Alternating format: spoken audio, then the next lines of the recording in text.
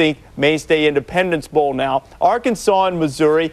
A couple of fine quarterbacks that we're going to see tonight. Certainly Missouri's Brad Smith. Absolutely, but we want to find out, if you're Missouri, where we're at defensively. I think it's a perfect game. Garrett Pinkel's done a great job with his offense, but defensively now, can you stand up 64th in the nation versus the rush, and can you stop Cedric Cobbs in Arkansas? And I think that's a key. If they can stop Cedric Cobbs, all SEC, you're looking at a running back that's very dominant, over 1,000-yard rushings for Arkansas. He will get a lot of carries as a downhill rusher between the tackles tonight. We'll see what the Right Reverend Houston Nutt has in store for the Razorback congregation as they try to get a bowl win. They've lost 10 of their last 11 postseason appearances. We'll see how the Hogs do against Missouri. Mainstay Independence Bowl coming right now.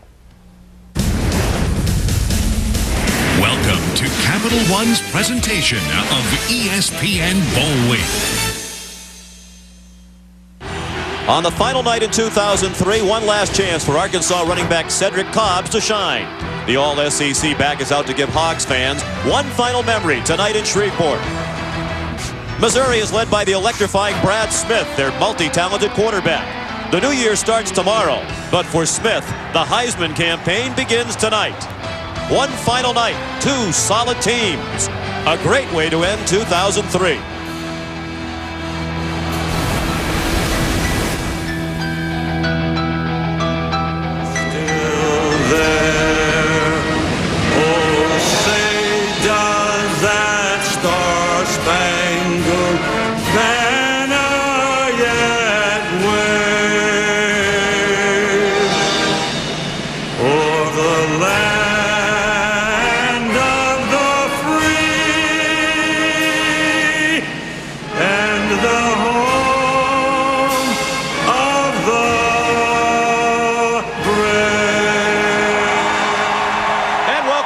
To Shreveport and the 28th annual Mainstay Independence Bowl. Tonight, Arkansas, a mainstay in the bowl picture in the postseason for the 6th year in a row against Missouri, playing in its first bowl game since 1998.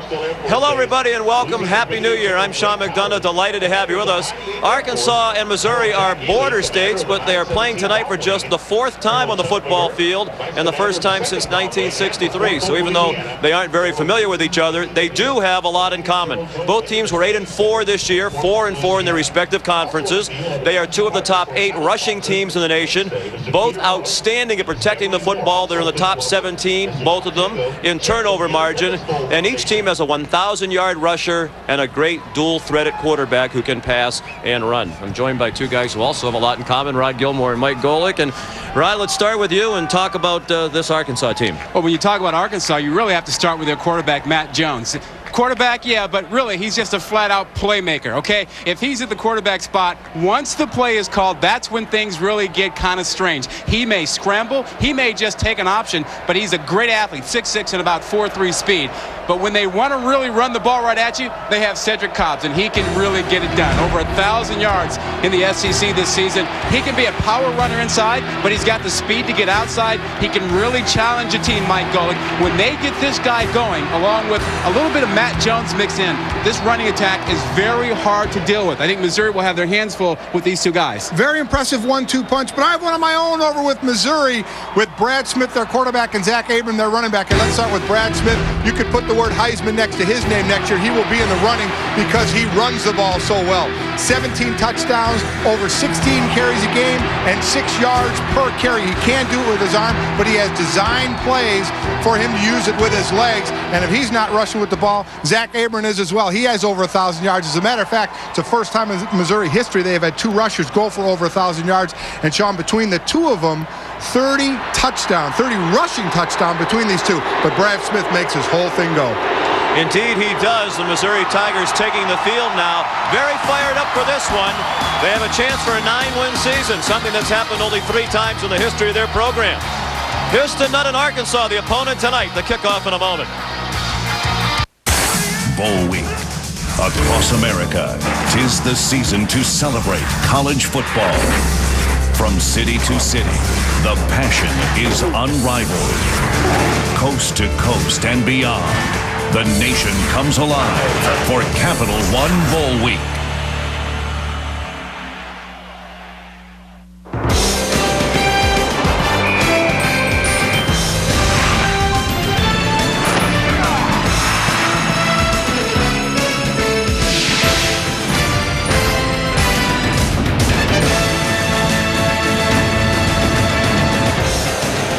And a near-capacity crowd on hand here at the Mainstay Independence Bowl. This stadium seats about 50,000.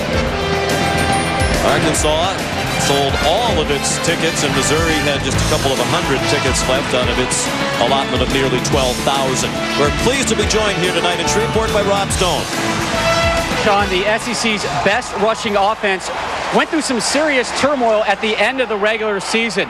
First, there was the mutual parting of ways between the team and starting fullback Mark Pierce. Then the big blow, literally. All-American right tackle Shawn Andrews left the team, saying that doctors had advised against him playing in this game due to a sinus condition. Andrews, who was twice voted the SEC's best blocker, will now enter the NFL draft in his place.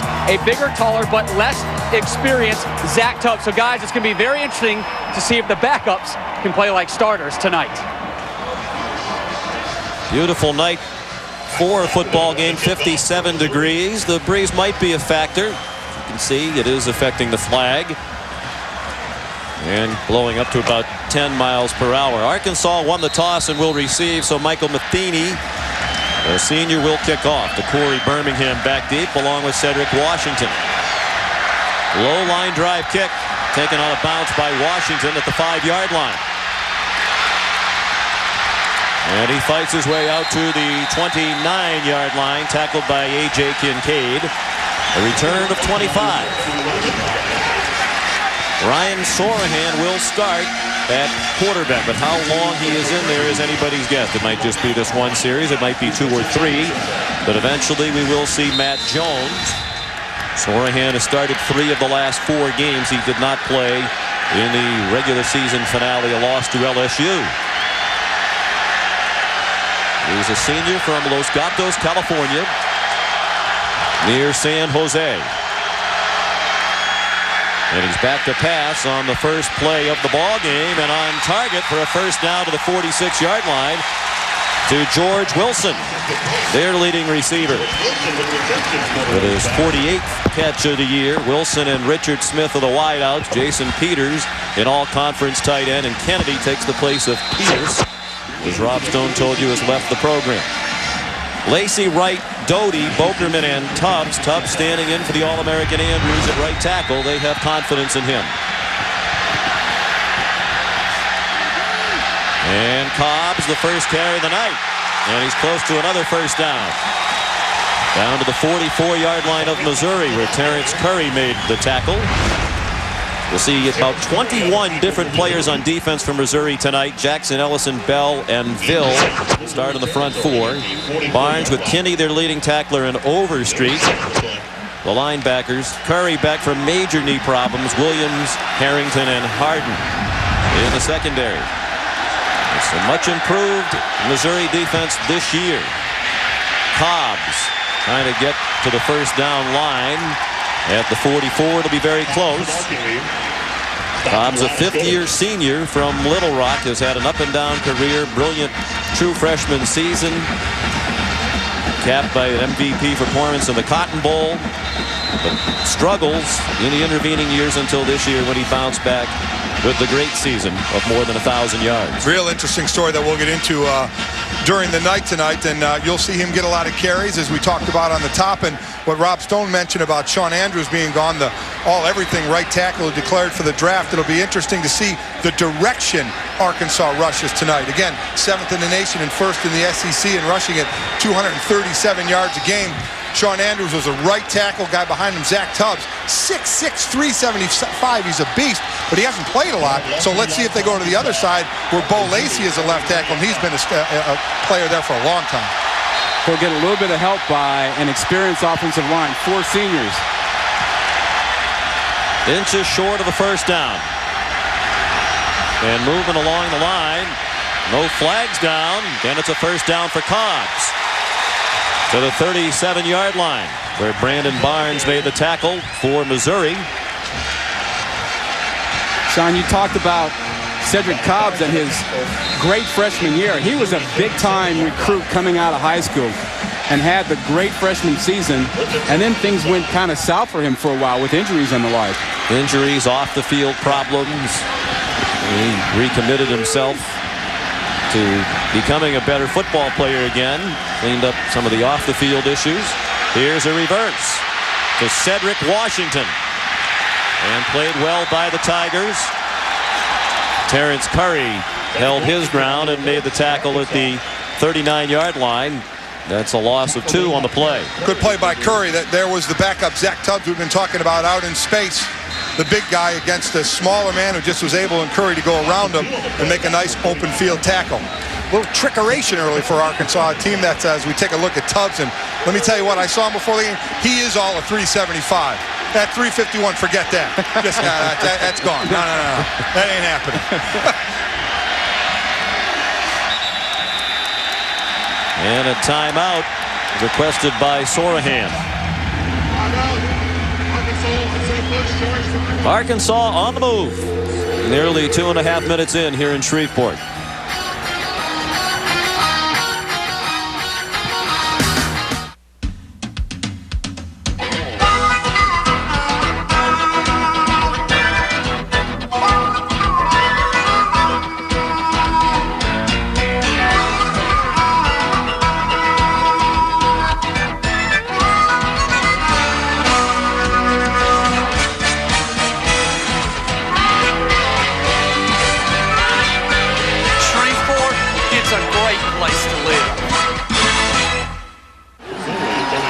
Welcome back to Shreveport after the timeout for Arkansas. 2nd down and 12. They're on the move at the Missouri 39-yard line. Sorahan with time. And as the tight end, Jason Peters, very near a first down. He's 6'5", 320. Second team All-SEC as a tight end this season with 21 catches now. It's been about 3 or 4 years since the days of Joe Dean Davenport where they had a tight end they really threw the ball to. How about using this guy at 320? Is this the new wave of tight ends now? It's unbelievable. That can't be. And look at all the guys that are around him. When he catches the ball, he's going to draw a crowd. Rarely is the first man going to bring him down. Well, feel sorry for the guys in the secondary trying to take on a 320-pound guy. 3rd and 1. Extra tight ends on the field. Cobbs, this will be close. He might have picked it up with that late lunge, but as you can see with that yellow line, they're not going to give him that spot. Brandon Barnes with the primary hit. A senior from Sikeston, Missouri. Well, you're going to have an early decision here. 4th down and less than a yard. You got the #1 rushing team in the SEC at 2:37 a game. I don't think it's even a question what you do here. Well, they've got a home crowd, too. I mean, this crowd is essentially an Arkansas crowd. You're going to get a lot of noise on your side. Yeah, go for it early here. 4th and less than a yard. They haven't had a lot of success on 4th down this year, as you see. Good cutback by Cobbs. Looked like he might be dead behind the line of scrimmage. But he made a nice move and got to the 22 for a gain of 5 and a first down. Xavier Jackson made the tackle for the Tigers. You'll see C.J. Mosley come in here and make penetration 99. A nice cutback by Cobbs. He sees there's penetration. He cuts back to the backside. He only needs a yard. Nobody was home. Cobbs, first team All-SEC this year. Led the conference in rushing at 107 yards per game. Again, he spins away from traffic behind the line, but didn't get very far. Atia Ellison, the defensive tackle, made the play. He'll rotate 3 players at tackle. Russ Bell, Atia Ellison, and C.J. Mosley. They'll play 3 plays at a time, play 3 at one tackle position, 3 at the other, and then come out for 3 plays. You saw that replay of Cobbs getting inside and Tubbs, 69 on the right side, struggling to make a block that time. Short drop by Sorahan, a flutter ball that is caught along the near sideline by Richard Smith. He's back in his hometown. He's a senior from Shreveport, Louisiana. Michael Harden made the tackle, short of a first down. It'll be 3rd down and 4. The one thing about Sorahan is that he throws the ball better than Matt Jones. And you can see that he was a prep star out in Northern California in the Los Gatos area near San Jose, originally signed with California. And he can throw a good ball, but he is not as mobile as Matt Jones. And only 69 attempts this year for Sorahan. As you take a look at Matt Jones, you'll see him in a series or 2. Play clock about to run out. Sorahan has to use another timeout. Wow. They burned 2 on this 10-play drive. 9.5 left in the first quarter. Still no score.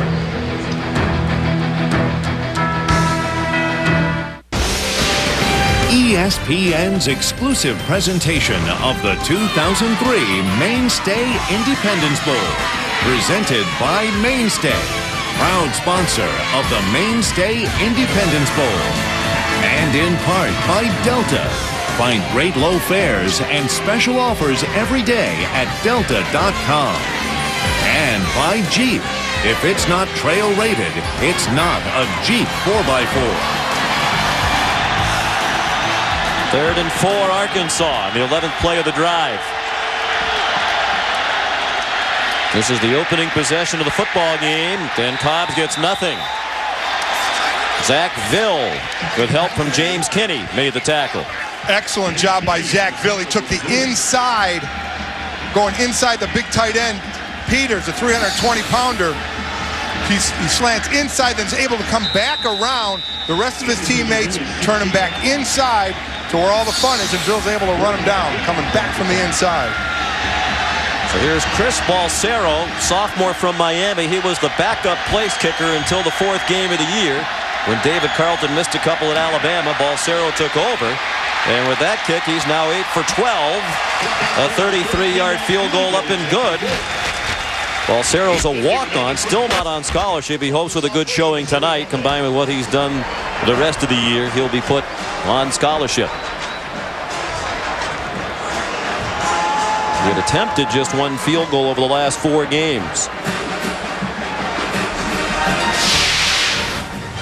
A good opening drive for the Hogs, and they lead 3-0.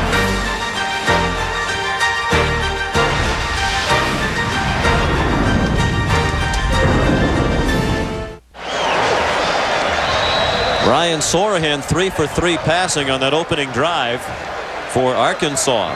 So you'd expect that he will come back for at least 1 more series at quarterback, as he took them 55 yards to set up the 33-yard field goal.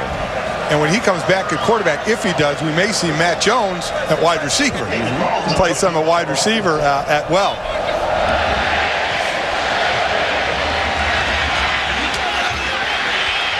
Marcus James returning the David Carlton kickoff, and a very good return. 30 yards on the run back. Marcus Whitmore made the tackle for Arkansas. Well, there's no question who the Missouri quarterback will be. Brad Smith, the sophomore from Youngstown, Ohio, out of Cheney High School. Now 6'2", 205, but one of the reasons he wasn't very highly recruited out of Youngstown was when he was a senior in high school, he was 16 years old, weighed 168 pounds. Gary Pinkel was then the coach at Toledo and was recruiting him to come be a Rocket. And on first down, Zach Abram dropped for a loss by Caleb Miller, one of the outstanding linebackers in the Southeastern Conference. The rest of the lineup around Brad Smith on offense for Missouri. Abram, the 1,000-yard rusher. Amboga is their leading receiver. They'll open with 3 wide receivers, and J.D. McCoy, the tight end. Draghi and Rickard are all conference performers in the Big 12. Big throw and a juggling catch made for a first down. Sean Coffey with the 12-yard reception. Up front for Arkansas, Scott, Dixon, Davenport, and Huckabee. This is the pronunciation of Jebb's name. Alajabutu in the middle between Bua, who's back home in Louisiana. Richardson, Vaughn, Beasley, and Carroll, the secondary. And a big hole for Abram. Oh! Stays on his feet after bouncing off Lawrence Richardson and goes down to the 11-yard line. Wow. If I call him a bowling ball at the top of the broadcast, I'd say that was the definition right here. This is hitting a pin and bounce. Oh, man. You got Lawrence Richardson there. Yeah, he was the pin. Abram is 5'9", 230 pounds. He's one big muscle, and he runs like it. Give Richardson credit after Abram bounced off and Lawrence stayed in the play and made the tackle. Here's the backup. Damian Nash. He's rushed for more than 400 yards. So Abram came out after the 42-yard run. And Nash had to give him a breather. Damian's a sophomore. Abram is his roommate and mentor. He says he's learned a lot about playing running back and a lot about this Missouri offense from Abram. Nash stays in the game, takes the handoff, running right, and twists inside the 2. It looks like he has the first down. Sam Olajibutu, who was the third-string middle linebacker when the season began, but due to injuries has moved up to number 1 and played pretty well. Made the tackle for Arkansas. Well, Abram is the leading scorer all-time here in Missouri. Leader in touchdowns with 41. Leader in rushing yards with 3,061. He is really capping a very nice career. When he goes out and Nash comes in, who's a lot swifter, it's called the Humvee and the Ferrari, with Nash being the Ferrari. Abram back in, and he is into the end zone. Touchdown, Missouri.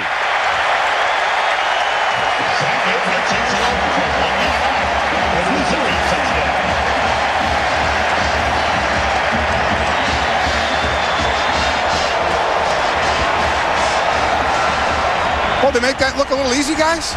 You know one thing. If Arkansas hadn't buckled up their chin straps before, they better do it now. There's some eyes watering out there from getting popped a little bit, and they're going to need to settle in. Michael Matheny trying to add the extra point, and he did.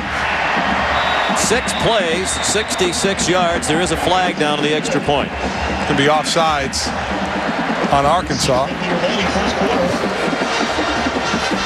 Looked like Aaron Dixon was offside. Well, it was a nice drive by Missouri, and their leading rusher never rushed the ball. Well, that's their quarterback. But you have to keep in mind, this Arkansas defense,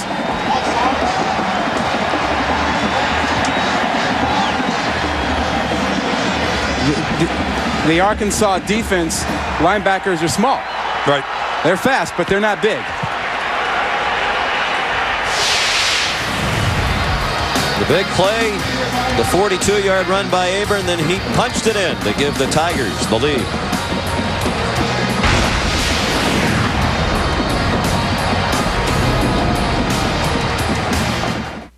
Thank you. Well, Missouri in a bowl game for the first time since 1998. They didn't seem very affected by the spotlight here tonight as Gary Pinkel's team went right down the field. He has a chance to even his record at 500. Gradually turning this Missouri program around. He said it's been frustrating that it's taken this long because he's used to tremendous success. 10 years at Toledo, where he's the all-time winningest coach. Prior to that, a long-time assistant to Don James at the University of Washington with some terrific teams. Cedric Washington runs back the kickoff, 23 yards. Out to the 23-yard line. Well, the last time that Arkansas had the ball, they used the pass to open things up. Sohan finding his big tight end, Jason Peters, and then a nice toss to the outside to Richard Smith. That really opened things up for them, and they used Cedric Cobbs as well to kind of finish things off when they got inside the red zone. And there is a new quarterback, Sean. Matt Jones will play, in all likelihood, the rest of the game. Tough to keep your job if you're Sohan. 3 for 3, go right down the field. Lead them to a field goal, but out he comes, as was the plan. Jones throws complete to George Wilson. Jones playing with a sore shoulder. He does very little throwing during the week. He said if we practice 5 days, I'd probably throw 2 or 3 at the most. Very good rusher, as the numbers tell you. Averages 7 yards per carry. As Rod said earlier, can run a sub 440, and that's at 6'6", 235 pounds. He's also thrown 18 touchdown passes this year. Not a good-looking ball there. Off target and off balance as he threw it in the direction of Stephen Harris. You know, for a guy who's been the starter, you would think he'd be a little bit upset by not being the starter in this ballgame. But he is so laid back. He's just Mr. Whatever. I don't think I've ever seen a more laid-back guy than Matt Jones. We sat and talked with him. I've covered these guys the last couple of years. He just, nothing phases him. Nothing affects him at all. Quarterback close in college football, it's Brad Smith. Yeah. That might be the two most laid-back quarterbacks we've ever encountered.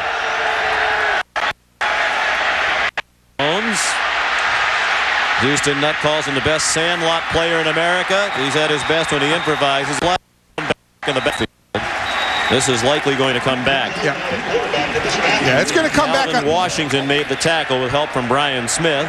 The Sun Belt Conference officiating crew. Walter Davenport, the referee. You know, and this one is going to come back. But one thing, Rob, we have to keep an eye on is quickly Matt Jones bails out. He's in the pocket, looking for the play, looking downfield. The offense, 10-yard penalty.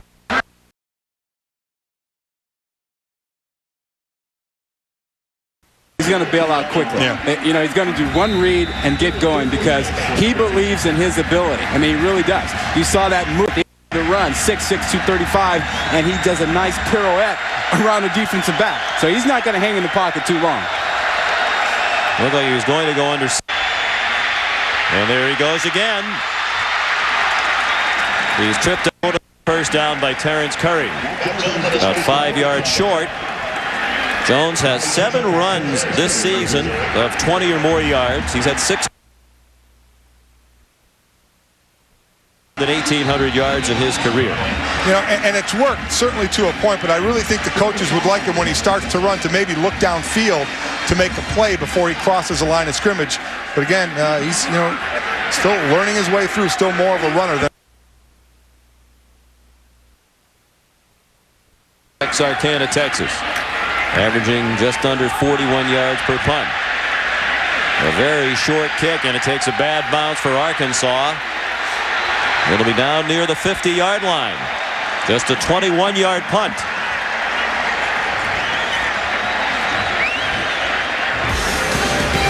The Chick-fil-A Peach Bowl comes your way Friday at 4:30 Eastern Time. An ACC-SEC matchup between the Clemson Tigers and the Tennessee Volunteers. The Vols boasting that balanced offense behind Casey Clausen. I'll tell you one thing, Cedric Houston's really come on the last couple of ball games for Tennessee. Yeah. Charlie Whitehurst running the show there for Clemson. Smith throws a little bit too high as he rolled out on 1st and 10. Looking for Darius Outlaw. He was well covered by Tony Bua. You know, we haven't seen the bread and butter play from Missouri. We've not seen the quarterback counter. They haven't seen their second favorite play, a quarterback draw or a quarterback read. We haven't seen any of that with him running the ball yet. Arkansas knows the most dangerous set is when they see Brad Smith in the shotgun. That's when he keeps the ball the most. A deep handoff to Abram. And Zach's tackled by Aaron Dixon. At the 43-yard line, it'll be 3rd down and 4 for Missouri. Mike, when you look at this Arkansas defense and you see these linebackers weigh about 210, 215, 217, you figure you can pound them if you go straight at them. And you want to make sure you know where Tony Bua is, number 22. If he's up close, he's playing a linebacker spot. There's what we were expecting from Smith, but Arkansas ready for it. Jeb Huckabee with help from Caleb Miller at the bottom of the pile. No gain on the play, and Missouri will punt. Well, what you're going to see normally in this defense, because they're undersized, is what you talked about, Rod, is you're going to see penetration. You're going to see linebackers up, try and penetrate to not let the quarterback get going, because a lot of times it takes a little bit for that play to get going.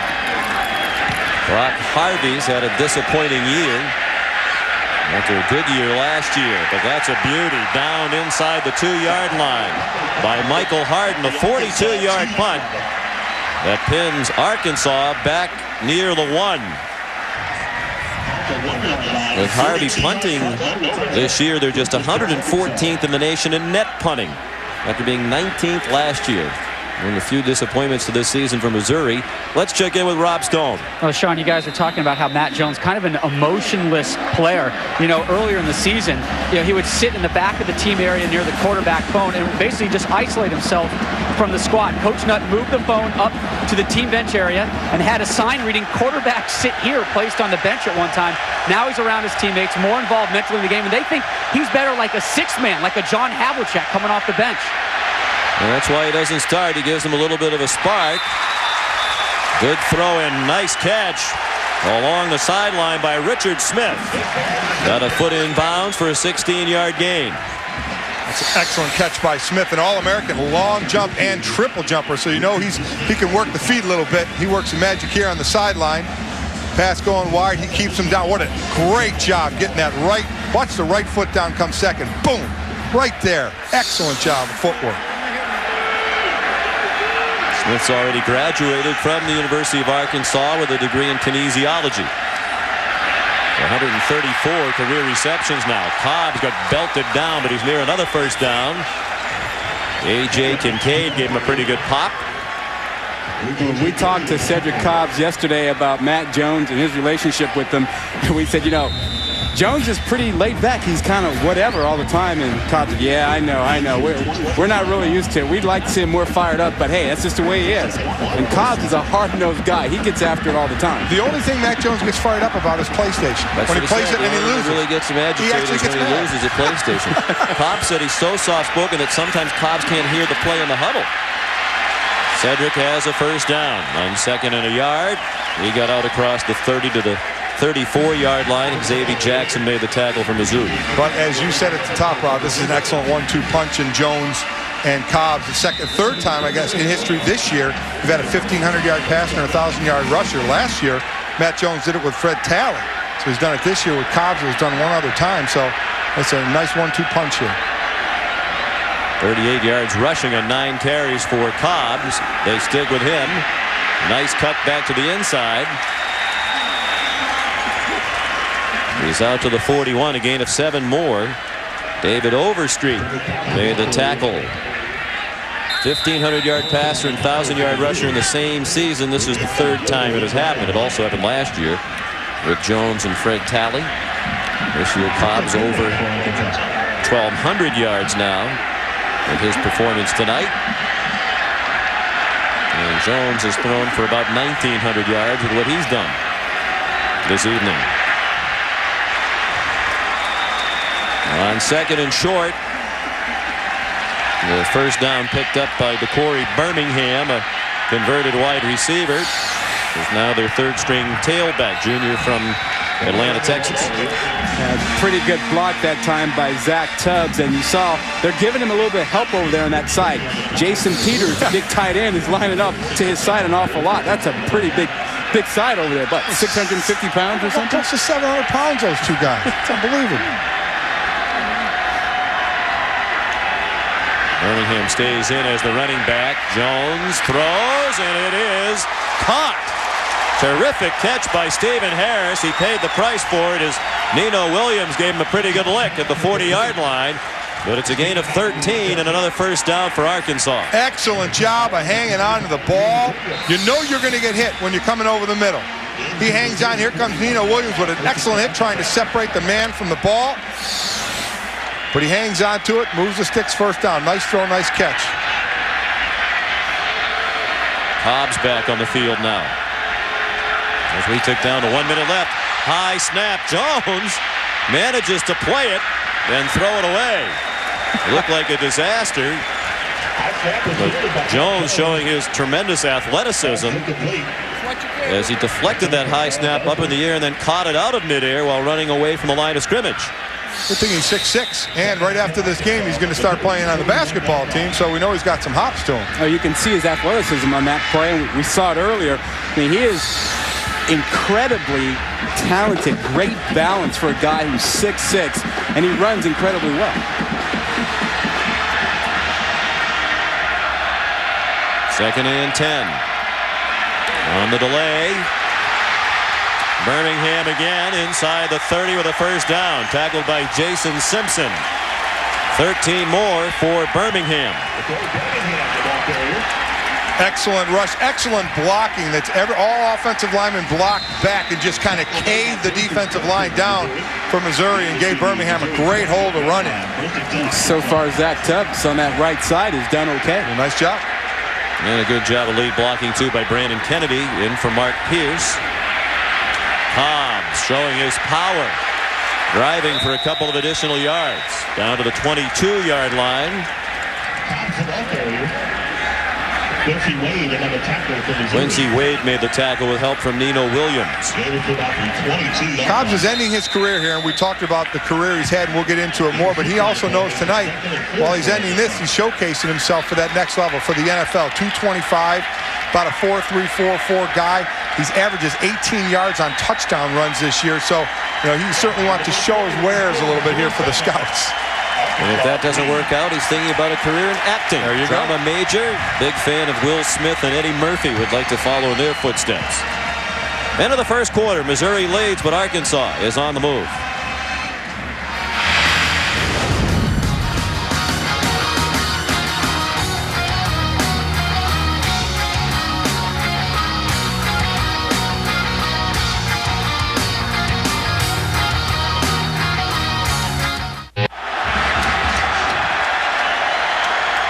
Two of the top running teams in the nation going head-to-head, and each having success running the football in the first quarter.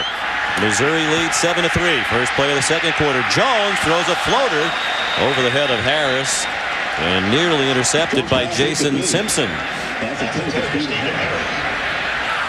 Bad throw there by Jones. He had it. You think? Little fake. And almost a little, if he put a little more air under it, it was going to be picked the other way. Not a whole lot of touch right there by the big man. Well, Jones says that shoulder that is, in his words, loose.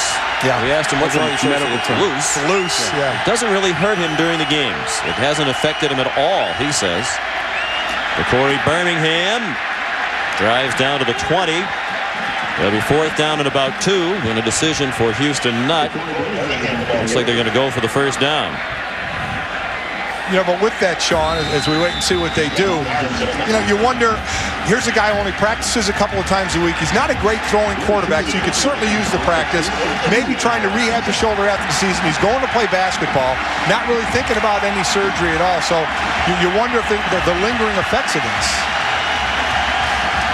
Birmingham, the tailback. Kennedy, the fullback, leading the way on the option pitch by Jones. Good block by Kennedy, and a first down. They converted on fourth down and inches on their opening drive, and now they pick it up on fourth and about 2. Russ Bell made the tackle. Good call by Houston Nutt, who acts as his own offensive coordinator. What a good quick read by Jones that time as he got the pressure, made the pitch right away. He recognized it right away as he got the pressure off the edge.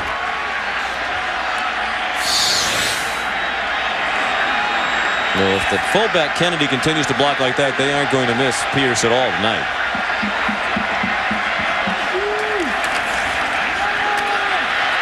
Cobb's back in there. He stumbles down inside the 11. Tackled by Jason Simpson, a sophomore from the Woodlands, Texas, from an athletic family. His mother is the basketball coach at the Woodlands, an athletic director in that community just outside Houston.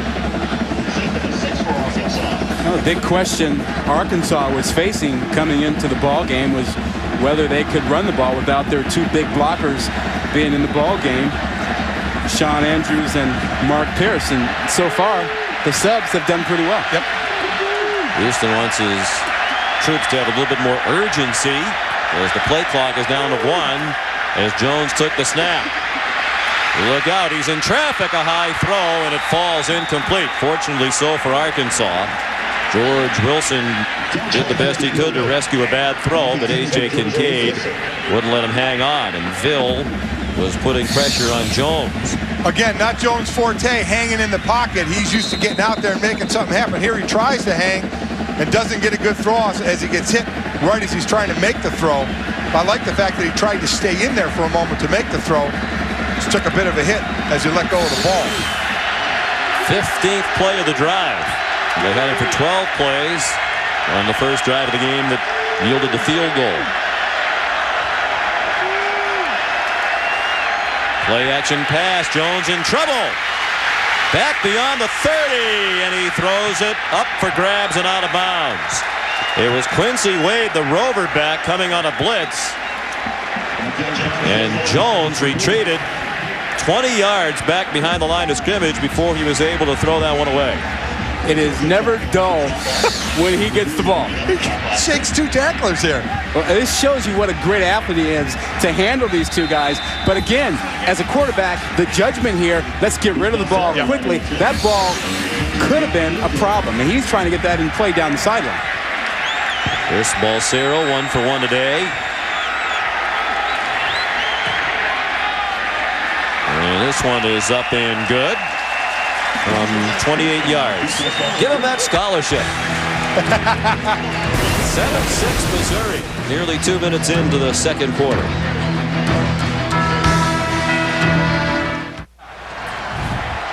Another lengthy drive for Arkansas results in only 3 points. They started at their own 1-yard line, moved at 88 yards, 16 plays, but had to settle again for a Balsero field goal. A lot of work for a little payoff. Is that what the deal is here? Boy, you're putting all that work into it with those drives. You'd like to hit some pay dirt.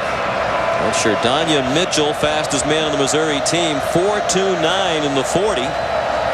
Back for the kickoff. Booted into the end zone. And Mitchell will not show us that blazing speed. We'll show you instead the ESPN game track. Ryan Soran made the most of his cameo appearance in the opening drive. He was perfect from the pocket and got Arkansas on the board. Zach Abram did the same thing on their first drive, just bowling balling his way down the field and finishing it off for the score.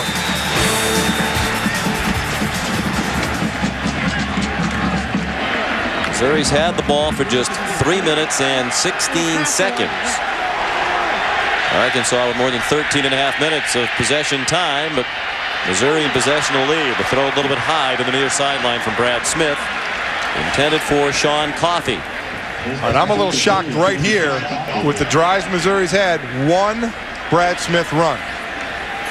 1 run. I mean, that's, as we look at time of possession now, that certainly has something to do with it. They haven't had the ball an awful lot, but he usually has more carries than that. And in this by then, we haven't seen any from the shotgun position at all. You complain about a first down pass out of Missouri? Come on. Quick throw by Smith on target this time. The Marcus James, very close to a first down. Marvin Jackson had the coverage. He'd be the first guy to get all over Missouri about being conservative, and they throw on first down. They're trying to loosen it up a little bit so they get some room. I don't call the way they run Brad Smith conservative. Not the way they move him around, not the way it's the counter trays from the shotgun position. It's not the normal running game. Plus, I wouldn't have said anything if he completed the pass. The first one. On third and less than a yard, Smith keeps and picks it up.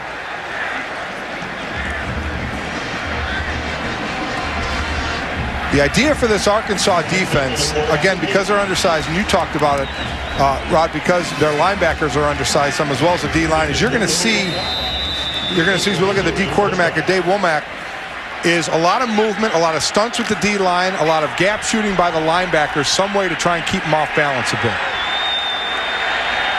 Whoops. Thompson Amboga, their leading receiver, a little bit anxious to get into the pattern.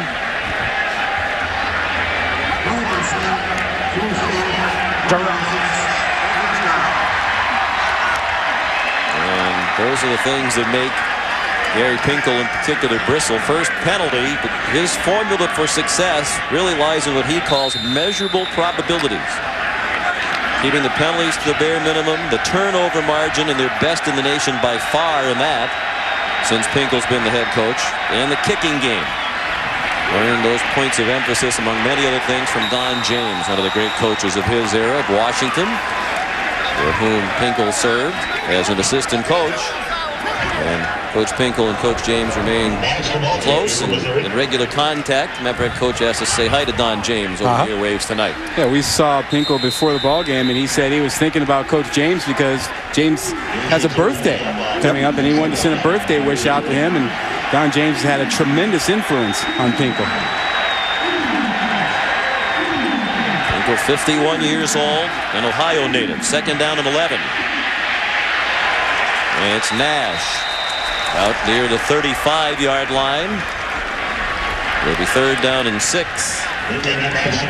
He was tackled by Keith Jackson Jr. and Jimmy Beasley. And if you say Jackson on the Arkansas team, you have a good chance of being right, even if you're not sure. They have 6 players with the last name Jackson and 4 Johnsons. Keith Jr. there, I played with his dad, Keith Jackson, with the Philadelphia Eagles, and we were together with the Dolphins as well. He's here doing radio for Arkansas.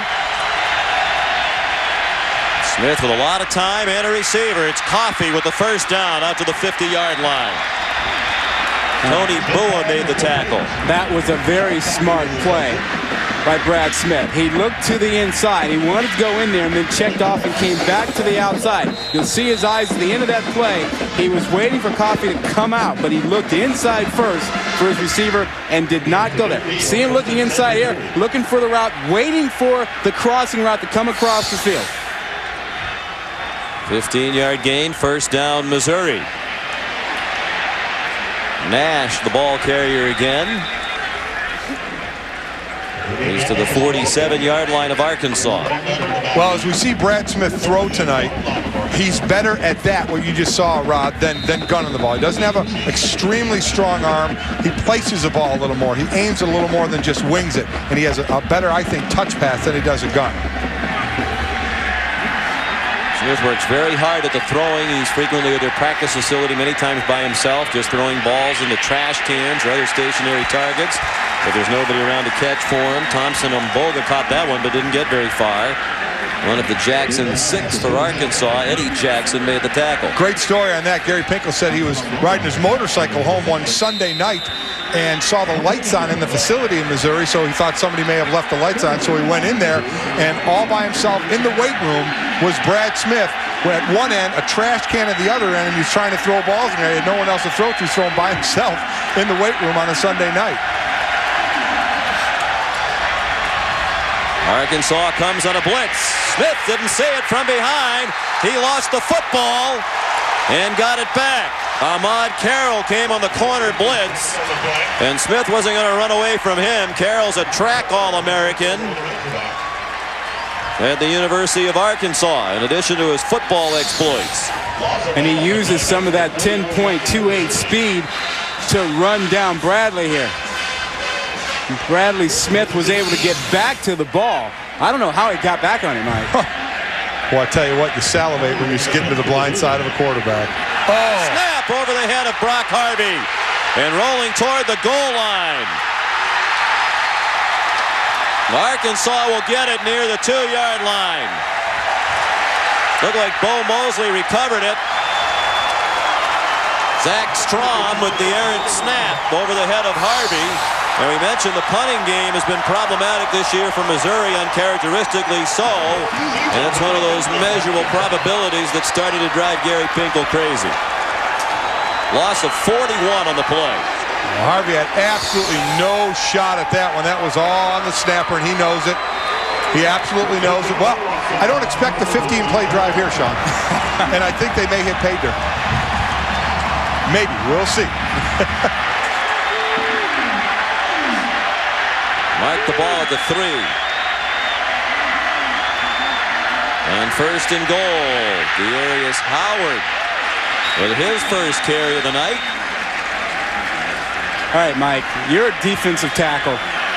What happens when you've got a 320-pound tight end blocking down on you? I mean, that's just got to be a pain. Watch this up. Watch that right there. He's coming on down here. That's 320 pounds coming down on you. Got to hold your ground. You do. I mean, you have to get down. You have to use leverage. You have to get your shoulder. You got to hold your ground. Can't do it. Howard piling down to the goal line. He did not get in. Driven back by C.J. Mosley. It'll be third down and goal. Hold on the pay dirt call, huh? A hold on the pay dirt call. Pinkel hoping his defense can come up with one more stop there, maybe 2 if Arkansas decides to go for it. In his 3 years, they've moved from the bottom of the pack defensively to the middle. They hope that they're going to continue that progression toward the top. Play action fake. Jones got away. Oh. What a move. Touchdown, Arkansas.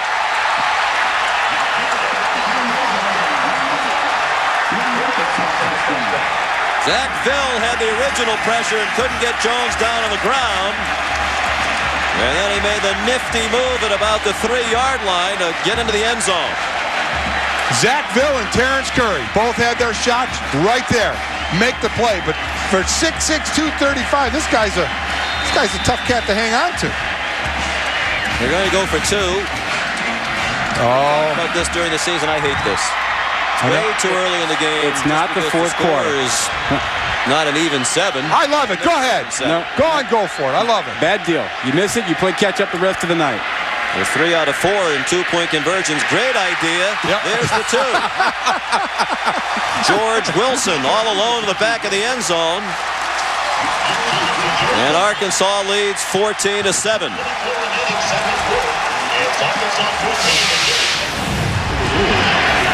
The bad snap by Strom set it up.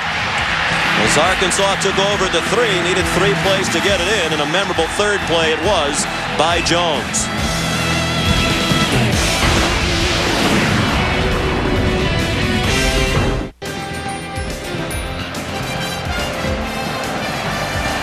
One-yard touchdown run by Matt Jones. This time they needed just 3 plays to take advantage of the short field after the bad punt snap. That counts as a fumble lost for Missouri, just the 5th they've lost this year.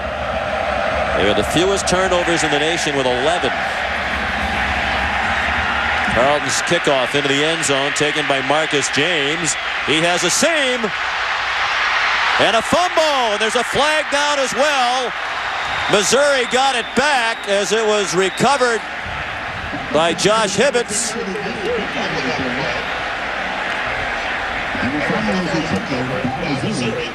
Oh, did Lawrence Richardson for Arkansas have a chance for the ball? I can't believe he didn't get it. It's going against Missouri, but let me tell you what, they caught a break here with Richardson not getting the ball. Michael Robinson knocked it out.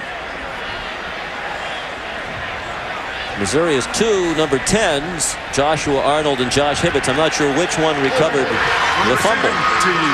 10-yard penalty from the spot of the foul. First down. Should be happy they just have the ball. It started out, Sean, as you were saying, to be an excellent return as they were fighting over it. But the guy that misses early comes back and makes a hit. There's the ball. There's Richardson. Oh, my gosh, he tried to scoop it, and he lost control of it. Kicking himself.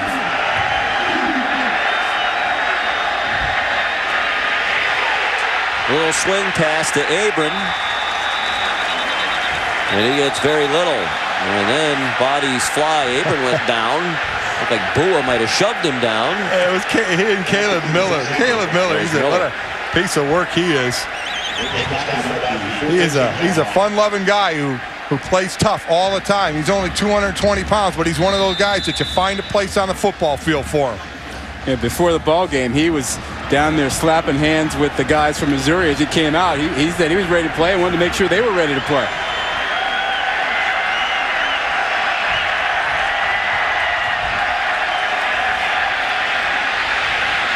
Smith has some running room along the near sideline. Dan goes out of bounds at the 22. Chased out by Caleb Miller, a couple of yards short of the first down. Well, I have to say, this is not. I did the Missouri-Iowa State game, the last game of their regular season. This does not look like the same offense. I'm not seeing the plays, the planned running plays for Brad Smith that I saw in that game, from the shotgun position, the counter plays, the quarterback draws. They're not running them, and give Arkansas credit as well. They're doing a nice job moving around on defense, filling some gaps. It's called breaking your tendencies.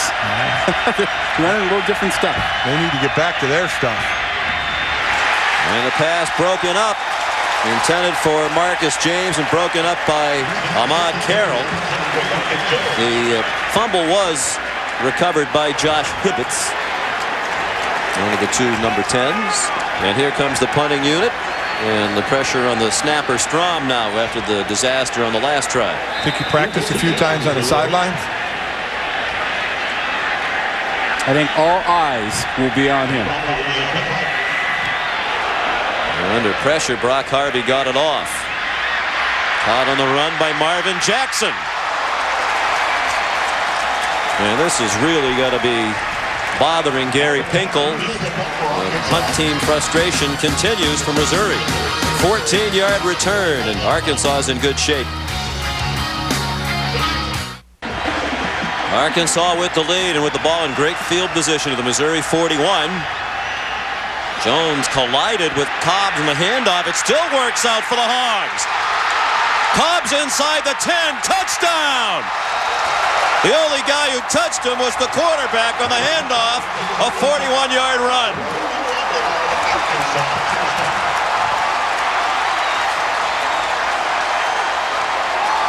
The confusion may have actually helped, Sean. The whole side of the line for Missouri just kept going with the fake.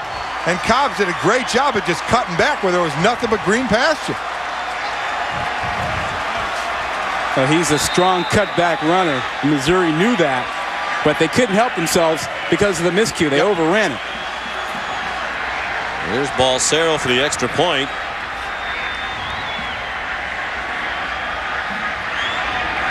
And it is good.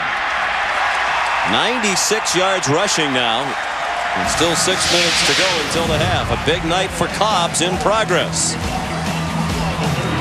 21-7 Razorbacks.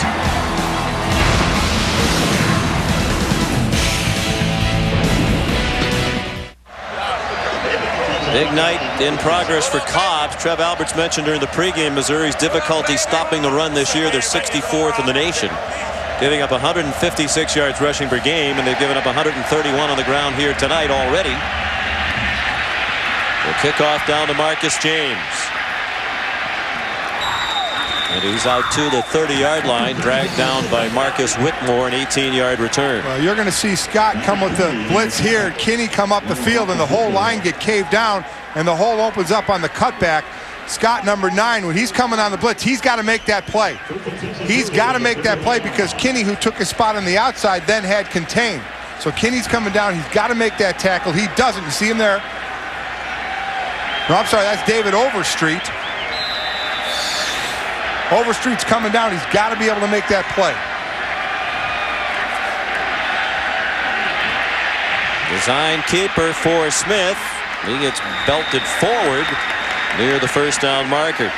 Tackled by Clark Moore, who was their starting linebacker earlier in the season. Suffered an injury that took him out of action for a while, and now he's back here in the bowl game.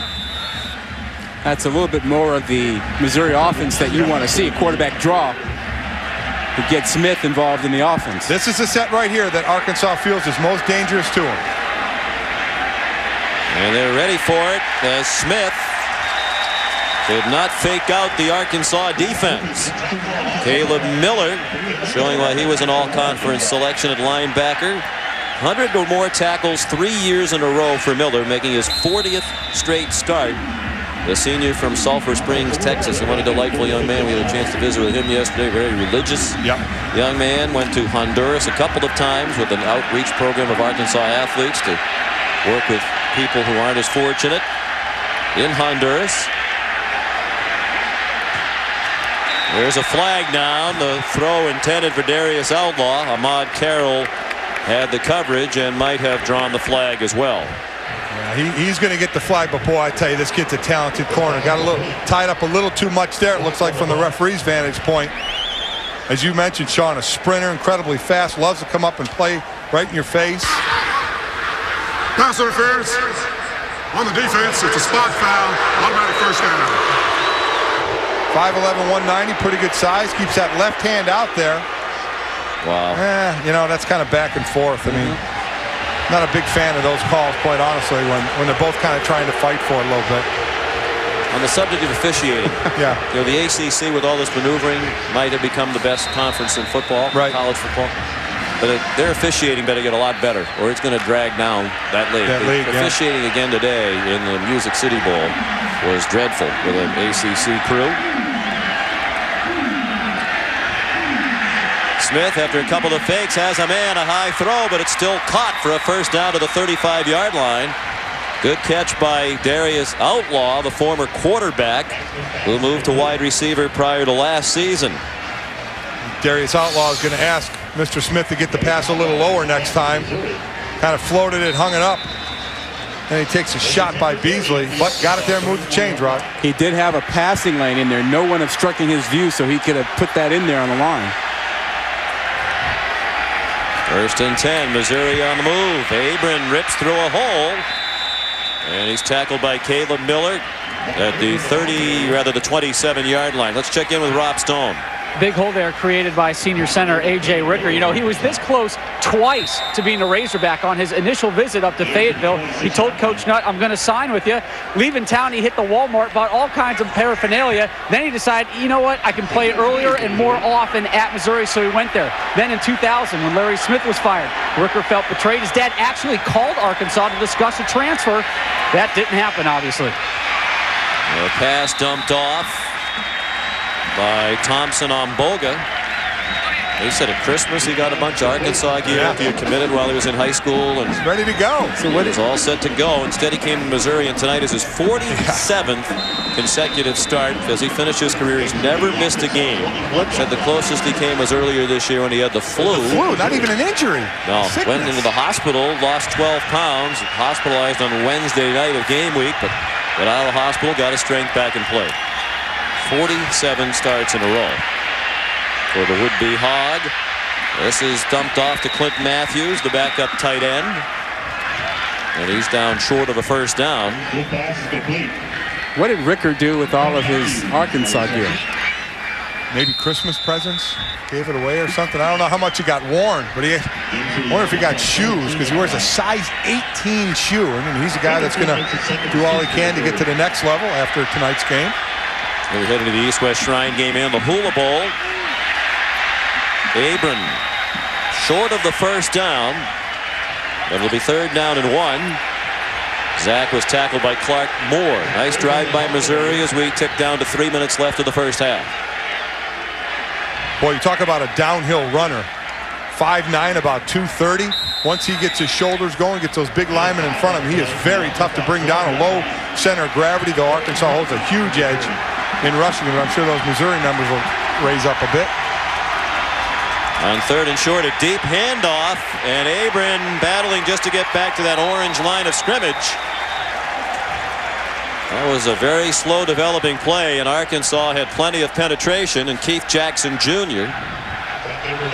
made the stop. Go for it, you saw Gary Pinkel say into his headset. Well, you see 22, Tony Bua getting in there, coming off the edge, disrupting the blocking in the backfield, and that created the problem. And again, a 4th down, they're going to go for it. Mike, I think you got to get points on the board when you're behind and you've had a good drive like this. I don't like the call here. So 15 out of 23 on 4th down this year, and this will depend on the spot, as it always does. I don't think he got it. He didn't get it based on where the line judge is running in. Jeremy Harrell leading the defensive surge for Arkansas. I don't think he got it. That's a big stop for Arkansas there. Huge. You know, it's not a bad thing to take 3 points in the first half. It's okay. Obviously, both these teams with great rushing offenses feel that if it's a yard or so, that they should be able to get it. But, you know, you didn't get it on 3rd down. You only had that yard. You didn't get it on 3rd down. And now, way short. Yeah. And the lift that you give to Arkansas by missing it, the what if you miss it and they're up 21-7, now they go in at halftime, if they can take care of the last 2 minutes, feeling like they can really dominate the ball game. Pinkel didn't seem like he hesitated much on that call. No. He's a man of his own convictions. There's no doubt about that. He believes in what he does. Believes in himself. When we asked him about the lack of turnovers, he said, quite candidly, that's good coaching. Yeah. And he didn't really say it in an egotistical way, but he wasn't afraid to say, hey, this is something we spend a lot of time working on and coaching, and it pays off for us. Cobbs. Missouri does have all 3 of its timeouts left if it wants to try to use them to get the ball back. 1 timeout left for Arkansas as we check in with Reese Davis. All right, Sean, coming up at halftime, Trev Alberts and Mark May here with me. Trev, team's bringing out 03 in style. Some big finishes in bowl games, and I knew it would happen, guys. The emergence of defense. And the Outback Bowl coming up will give us another opportunity to see that fantastic freshman quarterback from Florida Chris Lee. And we also will tell you about the latest NFL firing and update the Sonic Bowl Mania Challenge. You've got company, McDonough. Well, it's about time. I was getting a little lonely at the top there. Can't have that much company. I was way ahead and had a big point total on Utah today. Call timeout. You've got to use your timeouts here. Yeah, I mean, you've got stop. 3. What are you going into halftime with 3 timeouts here? You got 3rd and 7. Hey, the coach wants it. He's doing it. The Okay. players just aren't responding. Pinkel's right there with you. Wow. Got a little worked up there because I haven't caught you yet, McDonough. Well, they in the took Sonic about Bowl. 9 seconds Yeah. off the clock there before they got that timeout. When the play ended to when they got the timeout. You think it's me or Gilmore sneaking up on you? I want to see the I'm not that close. standings because I have no idea who is creeping up in my rearview mirror. We'll get you, my friend. It's not where you start, it's where you finish. That's exactly right. Let's check in with Rob Stone. I guarantee you I'm creeping up because I've got a lot of creeping to do in that department. We're joined now by Peter Miller of Mainstay. Tell us a little bit about your company's involvement with this bowl game. Well, we've been sponsoring the bowl for the last 3 years, and we just think it's a great program. You know, the great athletes out here, their competitive nature, you can feel it in the stands. And it's all of us at Mainstay and New York Life Investment Management. You know, we believe in consistency, integrity, and performance, and that's what this bowl game and college athletics is all about. 2 good teams to be associated with. 2 great teams to be associated. Thank you, Peter. Thanks. And these teams have really enjoyed the experience. The folks here in Shreveport do a terrific job. A lot of very interesting activities. Great hospitality from the local community. And as you can see looking around the stadium tonight, very well supported in terms of fan attendance. Fortunately, we don't have a blizzard like they had here 3 years ago when Mississippi State played Texas A&M in a driving snowstorm. 3rd down and 7. They put a second back on the clock. 1 minute left of the half. Jones in trouble. Gets back near the line of scrimmage, and that's all. Excellent penetration across the line by Brandon Barnes. And a timeout called by Missouri. They'll get the ball back. And they'll have 1 timeout left when they get it back. 21-7 Arkansas.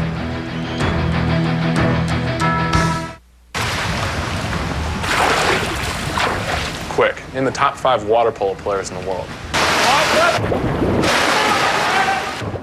Okay, how about 1? Yeah. I didn't start playing water polo to get famous. And the same goes for being a biology major. I like working in protein chemistry. Quick, in the top 5 protein chemists in the world. There are over 360,000 NCAA student athletes, and just about all of us will be going pro in something other than sports.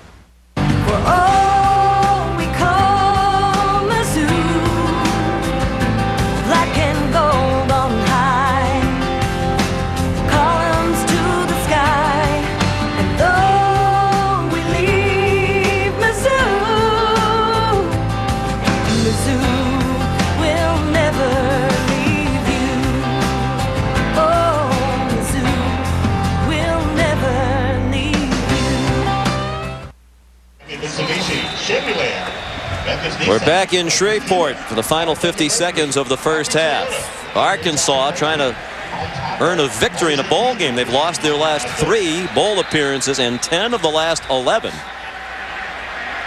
The last win was in the 2000 Cotton Bowl. They lost in very disappointing fashion last year in Nashville at the Gaylord Hotel's Music City Bowl to Minnesota. They're about a 9-point favorite in that game. Second punt of the night for Jacob Skinner. First one wasn't very good, and this one is only a minor improvement. Again, it is backspin, and it rolls dead at the 46-yard line. Just a 31-yard punt. Well, we're not done with the great college football action tonight. Capital One Bowl week continues. The Diamond Walnut San Francisco Bowl. For many of you around the country, they'll ring in the new year as Bradley Van Pelt, one of the most exciting players in the country, another one of these dual threat quarterbacks, leads Colorado State against Boston College. And Derek Knight, the 3rd leading rusher in the nation for BC, wrapping up his fine career. Bradley Van Pelt, he is something. There's a guy that's not afraid to not only run it, but stick his head into someone's chest. Smith throws. That play is going to take a lot of time. A catch made by Thompson on Boga. think back to that 9 seconds or so they lost before they got their first timeout called. Wow. They sent one guy. They sent one guy beyond 10 yards down the field on that route. And I think if you're running a 2-minute offense, guys, well, with 15 seconds to go, you got to get at least a couple of guys down the field some. 2 passes for 6 yards, just not going to get it done. Yeah, that's just, you can't do that. I mean, not with 1 timeout left. You know you're going to have to burn it. Either got to get outside or get it down the field to try and move the sticks. You know, this may haunt them, Rod. You said it. You know, take the 3 on the last drive, at least try and get some points on the board. Now they're struggling a little bit to try and get themselves into that position. We'll see if that ends up. Did you just say I was right? I said you were proved to be right with that decision. Okay. That's first time all season. Are you two going to make a New Year's resolution, maybe just to try to get along in the new year? No. Why would we want to do that? It's our last game. Maybe we can head into the new year in the spirit of peace and harmony and tranquility. New Year resolution? I might start working out again. That might be like. I think there's a better chance of you guys agreeing on something. I hope that now. That's after, of course, after the post-game meal. Oh yeah. Can't miss out on the cookies, right? It's not midnight here, local time. Forget that. What are we having at halftime? Load up. 3rd down and 3, and no timeouts left now for Gary Pinkel and the Missouri Tigers. An 8-win season. The highlight, their first win since 1978 over Nebraska. Back in those days, Phil Bradley was the Missouri quarterback and went on to an excellent Major League Baseball career.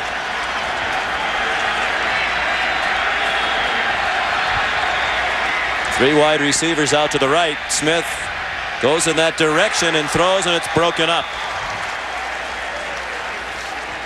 Well, the long for Mike Matheny is 44 yards, and right now that's out of his range. So your dilemma is, do you try and have him go a longer field goal, or do you go for the first down?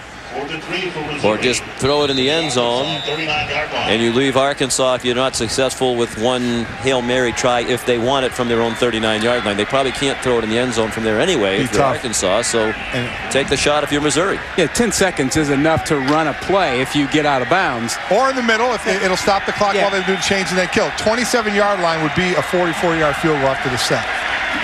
And the 3 receivers to the right. They're trying to get to the sideline, and they do. Thompson on Boga out of bounds at the 24-yard line. Now it would be a 41-yard field goal. The longest of the season for Matheny's 44. Well,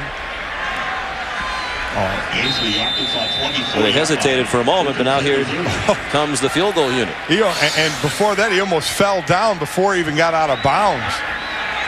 Would have stopped it just for a moment while they set the chains. Matheny's had a good year. At one point, he made 9 field goals in a row before he hit the crossbar against Kansas State on a 62-yard try. Santino Riccio, the holder, threw it up for grabs. It was picked off on the final play of the half. Intercepted by Tom Crowder, a special team standout. I couldn't tell from our vantage point if that was a bad snap or a design fake. But whatever it was, it's a messy ending to the half for Gary Pinkel. Well, they seem to be rushing out there on the late call to get it. That's a fake. That's a fake. Well, the wide receiver to the outside was 30 yards downfield. So as Gary Pinkel ponders what might have been, we check in with Rob Stone and Houston Nutt. Coach, how have you contained Missouri quarterback Brad Smith so far? Guys are running and chasing the football. We know we got a great athlete on our hands. We got to continue. We got a long way to go. We got to keep chasing him. New starting fullback, new starting right tackle on offense. How have they fared? Guys done a great job. They're playing hard, playing with a lot of heart. They just got a long way to go. Coach, thanks for your time. Thank you. Halftime here in Shreveport, the Mainstay Independence Bowl, Arkansas with a 21-7 lead over Missouri. Now let's head back to the studio for the Dodge halftime report. Here's Reese Davis. All right, Sean, Arkansas appears to be intent despite the problems that they have with Sean Andrews and company not making the trip. Right here, 21-7 right now with the lead. Glad to have you with us on the Dodge halftime report.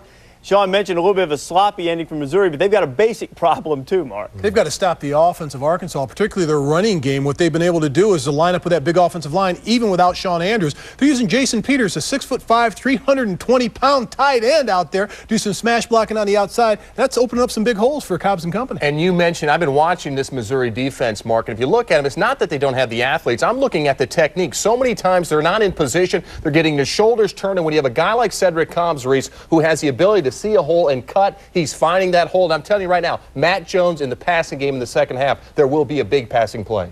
Another prolific offensive day for one guy in a bowl game, and some of the best defense we've seen in the postseason. Hogs up by 2 touchdowns. Double C, Cedric Cobbs, a single yard away from a C note. 99 yards in the first half, and Arkansas running over Mizzou in the first 30 minutes, 21-6. And the atmosphere certainly alive here at the Mainstay Independence Bowl in Shreveport. Big crowd on hand to watch 2 8-4 teams go head-to-head for the first time since 1963. And in this border battle, it's Arkansas by 2 touchdowns at the half. Certainly the bad snap was a big play in that half, but Arkansas did a very nice job throughout the half running the ball. They ran it very well, and you heard Trev Alberts talk about that. I think the problem for Missouri is, will they go against their nature and bring an 8th man into the box? They don't really like to play that pressure style of defense, but they may have to do that to stop the run. That's going to open up a deep ball. Well, Arkansas is doing a great job running the ball right through Missouri right now, and on the other side of that, with Missouri's defense, let's talk about their offense.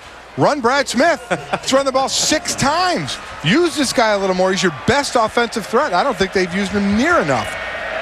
And when they have tried to run him, Arkansas has done an excellent job. He has just 7 yards rushing.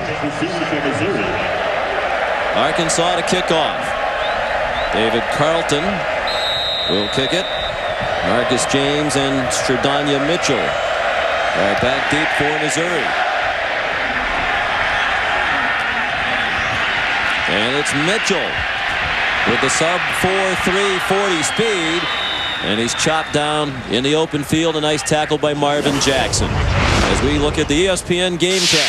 Well, with Brad Smith, it's been passing 11 of 15. Nice percentage. Only 6 times he's carried the ball. He's made some nice throws, but they're not in the position that where he needs to throw that much. You want some running? How about Cedric Cobbs? Yeah. There's your rushing right there. 99 yards in the first half, and the Missouri defense is searching for answers. How do they get an extra guy, an extra safety up front to help contain him? From the 31-yard line, Zach Abram, the ball carrier. He turns the corner and gets yanked out of bounds at the 38-yard line by Caleb Miller. I have the answer, by the way, for Reese's question and Mark and Trev about the young man who apparently has picked every game right so far in the Sonic Bowl Challenge.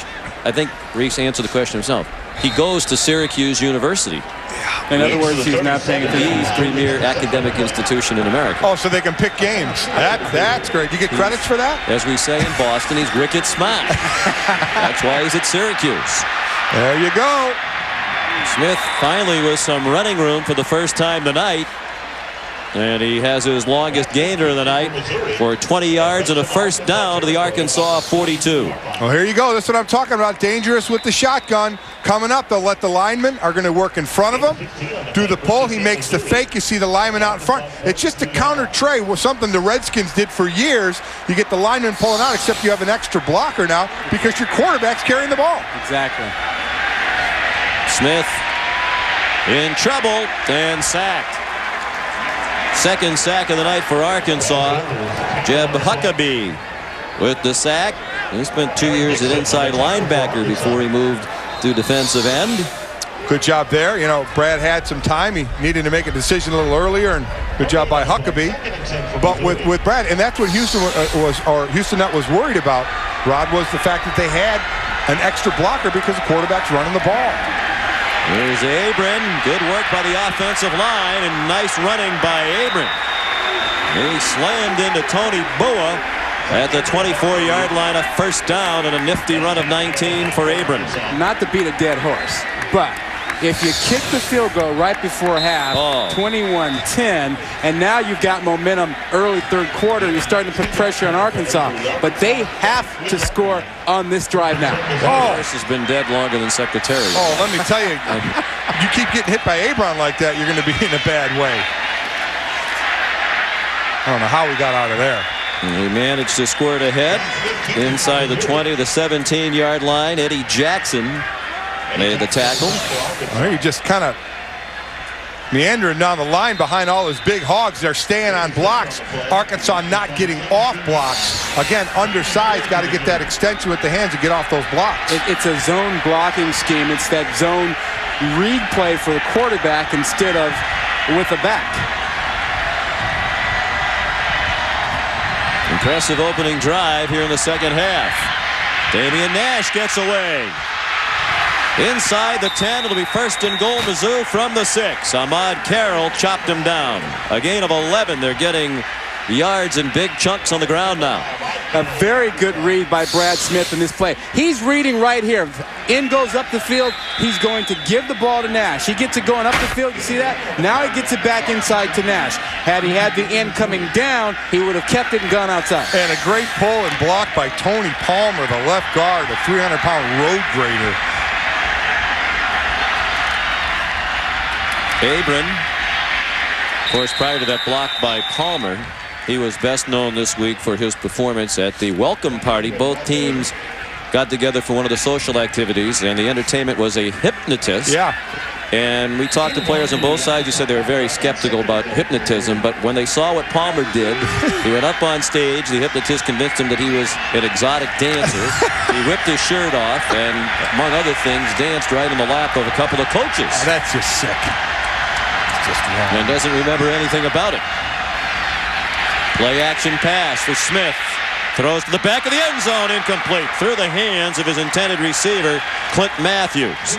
It was a little bit high, but it looked like one that Matthews might have been able to haul in. Yeah, I think Matthews should have hauled that in, and Brad Smith's elusiveness gave him time. Watch the breakdown first by Jed Huckabee. He doesn't go rushing at Brad Smith because he knows he might get juked, so he kind of takes his time going after him, and that gave Brad Smith the time to make that throw, what probably should have been a touchdown.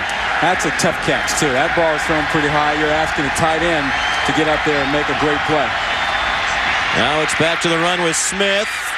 And it'll be decision time again for Gary Pinkel, as it'll be 4th down and goal from the 1. He can listen to you this time, Rod? I'm not saying anything. Go for this one. Go for the touchdown. He got behind big Rob Draghi there, but he's waiting, but there were 2 defenders. Well, he's doing it again. Yes, they are. I was surprised the way they were running the ball, guys, that they went to that pass play on 2nd down. Yep. I mean, you had 3 more shots to run it in from the 5-yard line. You threw one away, so now you have 2 plays from the 5. You're in trouble here. There's 4 seconds on the play clock. You're going to have to rush, and that's never a good thing. Play action pass. Smith throws, intercepted at the goal line. And then belted down was Lorenzo Robinson. I don't mind going for it, but you know what? You're rushing. Take the time out. Take the time out there. If you're ever going to burn one, that's the time to burn one. Instead of rushing to the line, rushing to get the play off, take your time. It's an important play. What's wrong with being patient? If you kick a couple field goals, it's 21-13. Yep. Another turnover by Missouri. Good pursuit by Caleb Miller. Forced Smith to have to throw it up for grabs.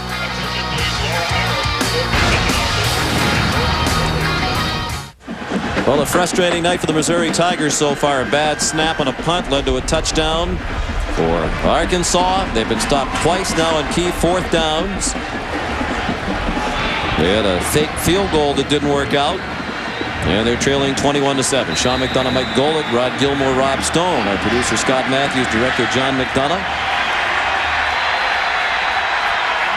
And our ESPN crew. Hope you're enjoying the Mainstay Independence Bowl from Shreveport. Cedric Cobbs lost it, but they blow it dead as it popped out after he hit the ground at the 14-yard line. Well, you know, time to pick a topic and discuss. The topic is topic is fourth down. Yeah, I know, Rod, you don't like it either time they did it. They could have 6 more points right now. And while I can understand that, my point is, okay, you decided to do it.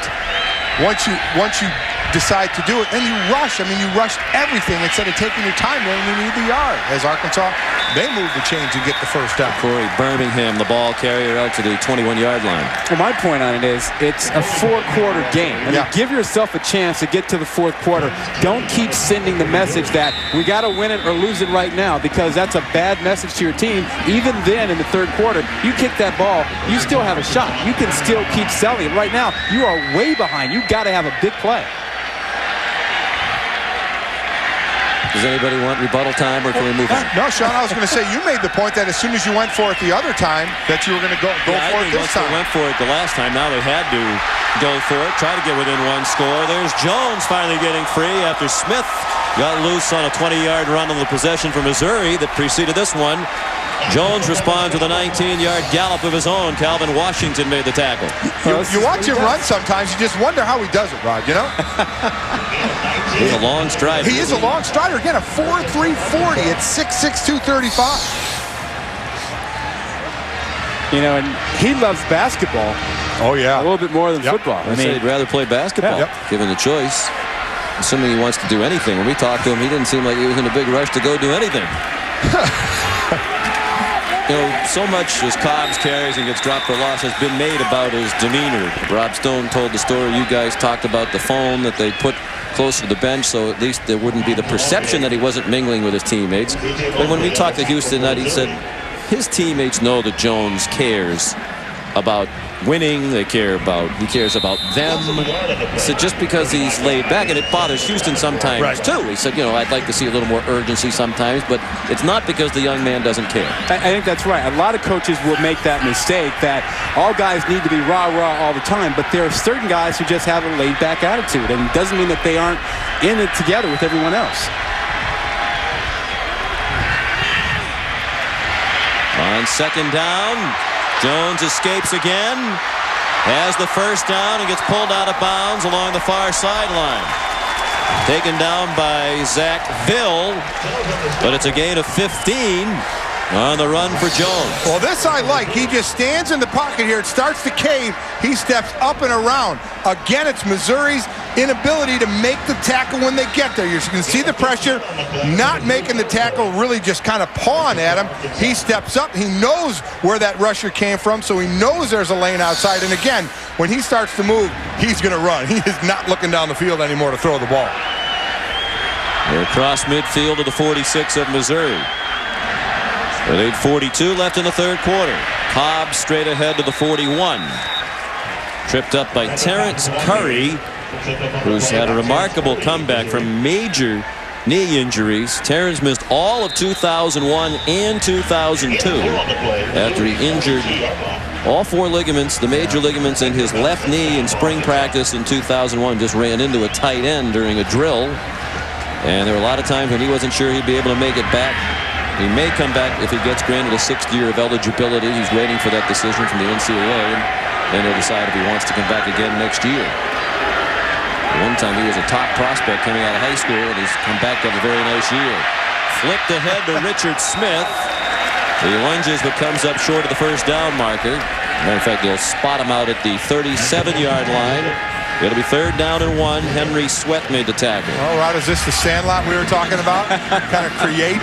Yes, indeed. And the other thing about it is you watch him make plays like that, you can't say he isn't passionate. He doesn't care. I mean, he's looking to make something happen. You're right. The players do know that.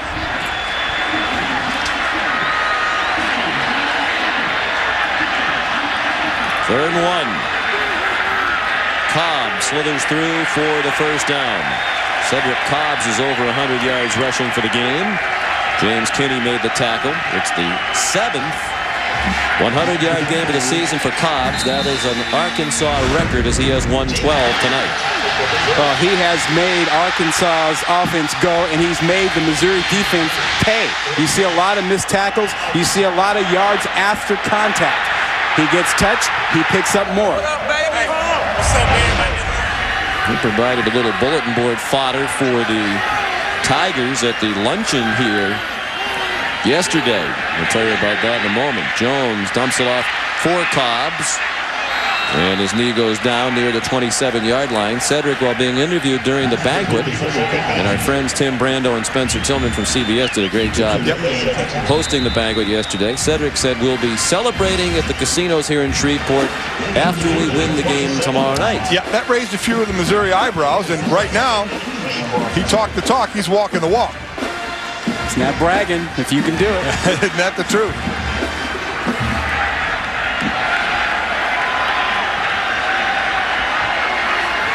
Second and 3. They stay with Cedric. And he has the first down. Very nice drive that started back at the 10-yard line. They've advanced inside the 25 of Missouri now. We talk about tackling and the bowl layoff, and you can see if you're a Missouri fan, your team's having a little trouble with that. Every team struggles with it because of the layoff and the speed factor of going back into a game, Mike. Right, absolutely. Here's the rushing we were talking about again with Shawn Andrews out and Zach Tubbs in on the right side. They've still gone 8 times that way, still more up the middle team, but we wondered if they were going to go away from Zach Tubbs, but they haven't. They stayed pretty balanced with the majority in the middle. There's DeCorey Birmingham out of bounds with another first down. I think guys are seeing another reason why Gary Pinkel probably felt he had to go for the touchdowns instead of the field goals. He knows his team is average at best at stopping the run. Now tonight they're facing one of the best running teams in the country that's likely to score more points. Boy, and they are struggling right now. That's an excellent point. And they've got it. And you, Rod, you said it before. They've got to decide what to do. They bring in another guy up. How much are they going to commit up to the line to try and stop this? They had a 12-play drive in the first half, a 16-play drive. There's the 12th of this possession. Jones under duress managed to slither free and completed it for a short gain to George Wilson. He's Gumby. We talk about the extra man in the box, and Missouri very clear about their philosophy when they met with us and discussed it. You see Jones here just once again create and make another play. Nice catch out there by Smith. But again, they have that motto of the Tampa Bay Colts, Tony Dungy defense, two deep coverage a lot of the time, not loading by guys up playing man coverage. Second and goal, the deep handoff to Birmingham, and he's run out of bounds for a loss of a yard on the play. James Kinney leading the defensive pursuit for Missouri. He's had an excellent year. Second team all Big 12. Averaging nearly 12 tackles per game to lead their team and finish 14th in the nation. Yeah, he's got about 1 million tackles. Actually, 141 on the year. I mean, here's a guy that's just always around the ball. 6'1", 235-pounder, plays pretty well in space, moves pretty well from sideline to sideline. How about the game he had against Nebraska earlier this year? He was huge. Third down and goal. They're showing blitz. They come on a blitz. Jones throws incomplete. Looking for Wilson, who had his hands on it. And it was harassed by the tight coverage from Curry. Jones thought it was a little too tight. He's asking for a flag. Different than the fade route where you just kind of lay it up there. This he kind of puts on a rope. It was just going to be a stop route for Wilson in the end zone just to turn around and have the ball be there. But Curry has some good coverage. Gets that left hand in there. Fans are booing, but I thought that looked like pretty good coverage. That was no problem with that. Really? Nah. Pretty lenient. I'm working on you. Leaning on you here. Balsero. I'll tell you what, if they don't give him a scholarship after he's 3 for 3 in field goals tonight, let's start a collection for him. Yeah, how about it? You can make a contribution with your Sonic Bowl Mania winnings. Hey, it hasn't happened yet, but they are starting to engrave the trophy. Back in a moment.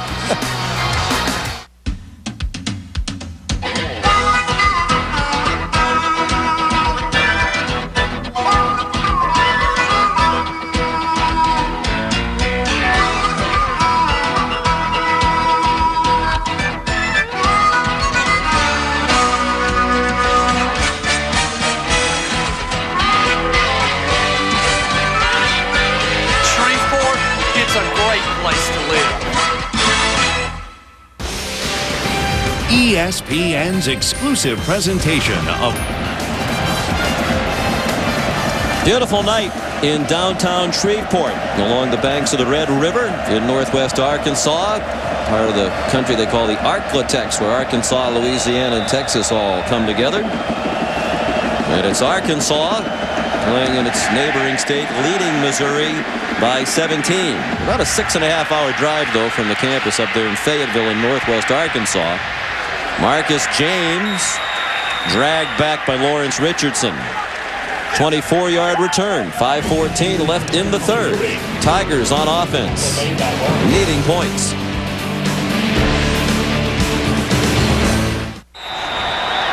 Welcome back to Shreveport, the Mainstay Independence Bowl. Missouri trailing by 17 with the ball first and 10 from its own 30-yard line. Damian Nash ahead for 3. Here's Rob Stone. Gary Pinkel telling his offensive troops, guys, we got to be a little bit more physical and really trying to get Brad Smith more involved offensively, running it and throwing it. They really want to mix it up. One thing for you guys to keep an eye on for Arkansas, starting defensive end Jed Huckabee playing with a sprained left knee. It didn't seem to affect him last defensive stand. He had that great sack, but he is a little bit hobbled. You can see the tape job on him.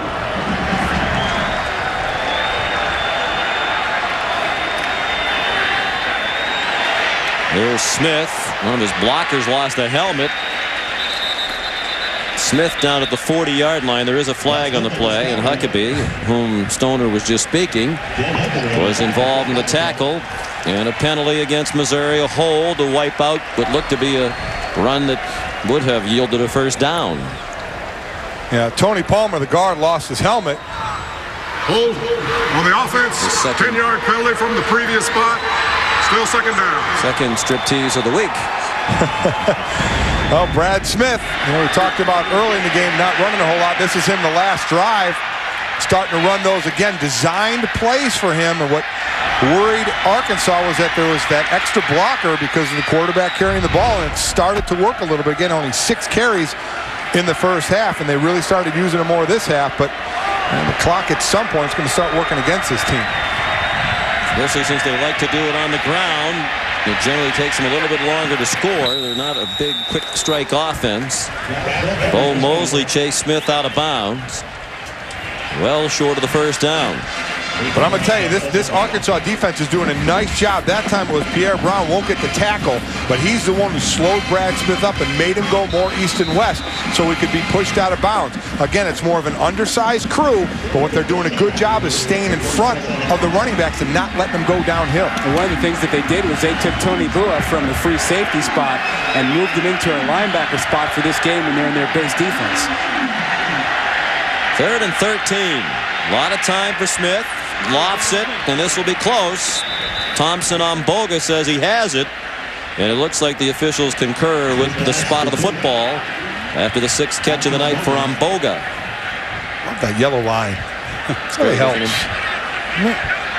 They ought to put it right on the field so the players can see it. Just a moving yellow line, so you know where you got to go to.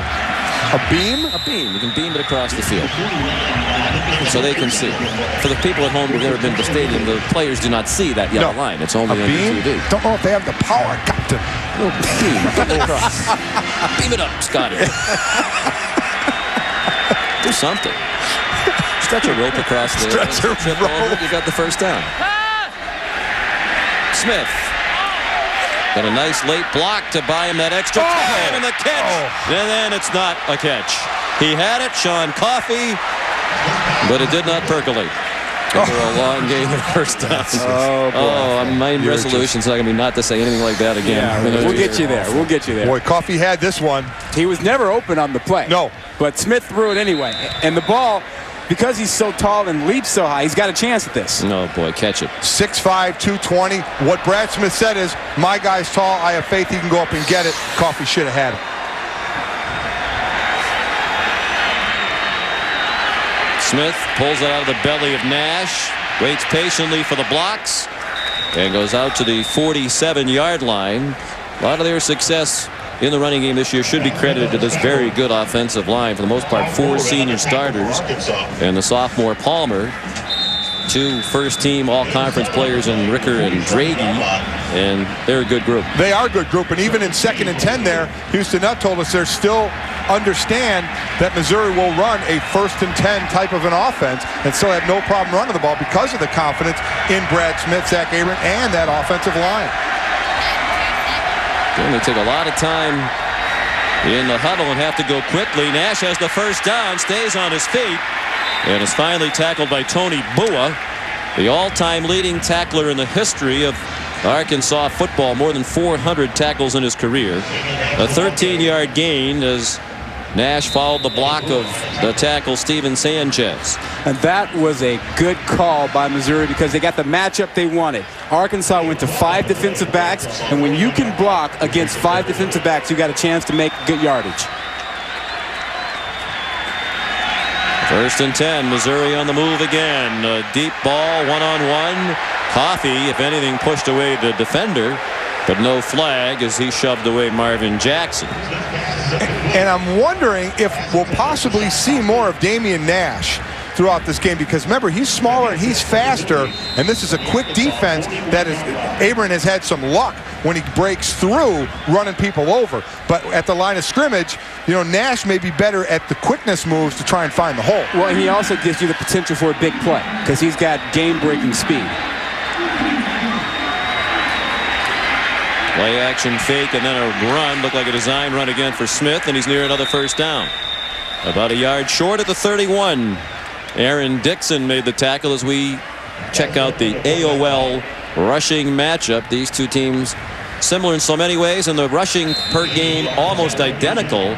Both in the top 8 in the country entering tonight's game. And see, I don't think Missouri needs to panic right now. I think they can continue to go down the field with the running game, get a score. Remember, in the 4th quarter against Nebraska, they scored 27 points. And so they can get it done if they have to in the 4th quarter. They just don't need to be in a panic. And the timeout called by Missouri, that's one they might want to have later on. A lot of those little things that Gary Pinkel prides himself on and his team's execution on have not been very impressive tonight. 1:48 left in the 3rd quarter. Missouri facing 3rd down and 1. And guys, again, if you're Missouri, another frustrating happenstance here. I mean, you got to have a few plays on 3rd and 1, and yet you waste the timeout. Unbelievable. Unbelievable. Wow. Illegal substitution. Goes to 3rd and 5.5 or 6. That's inexcusable. You just had a timeout. You just called your play. How could you not have the right personnel package? Both Abram and Nash on the field. Well, Abram came running in when Nash was already set. And then Nash tried to run off. Oh, that's an awful mistake. Well, you got to change your play now. Now we have a new personnel package coming on for him.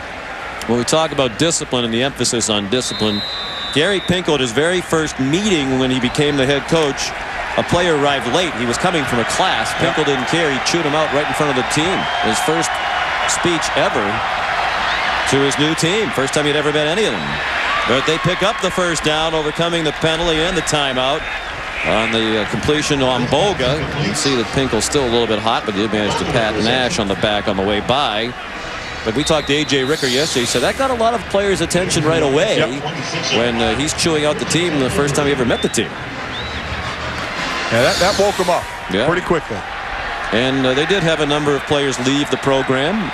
Just didn't want to hang in there in the tougher regime. Another helmet off as Tony Bua pulls down Zach Abram. Is that Palmer again? Yeah, and he looked at the sideline, pointed to his helmet. There's something wrong with his helmet. It keeps popping off, but I guarantee it is. He ain't coming out of the game. It's something obviously with his chin strap.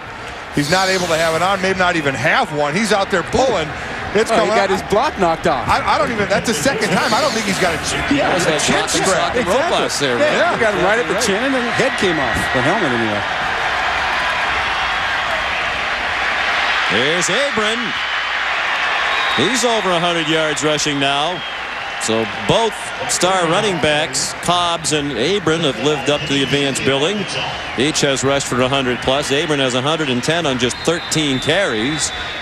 His 12th career game of 100 yards or more. So much for seeing Nash, maybe a little more. You still like Abram when he gets, especially when he gets to, there's holes there when he gets to that second level. No, Missouri's been here before. They absolutely need to punch this in the end zone now. The final minute of the third quarter. Smith running left, puts his head down. Touchdown.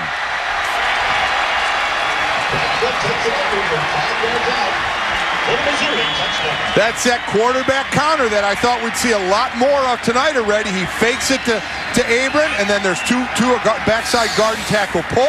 He just tucks in behind him. There they are. Palmer again leading the way. He puts his head down, gets the last yard himself. And the great thing about that play is you have guards blocking on defensive backs. It makes it very easy to pick up yardage downfield. Michael Matheny's extra point just did sneak through. That's a single season record now in PATs for Matheny, is 44th of the year. A Missouri single season record. So they needed a score, and they got it to get within 10 in the final minute of the third quarter.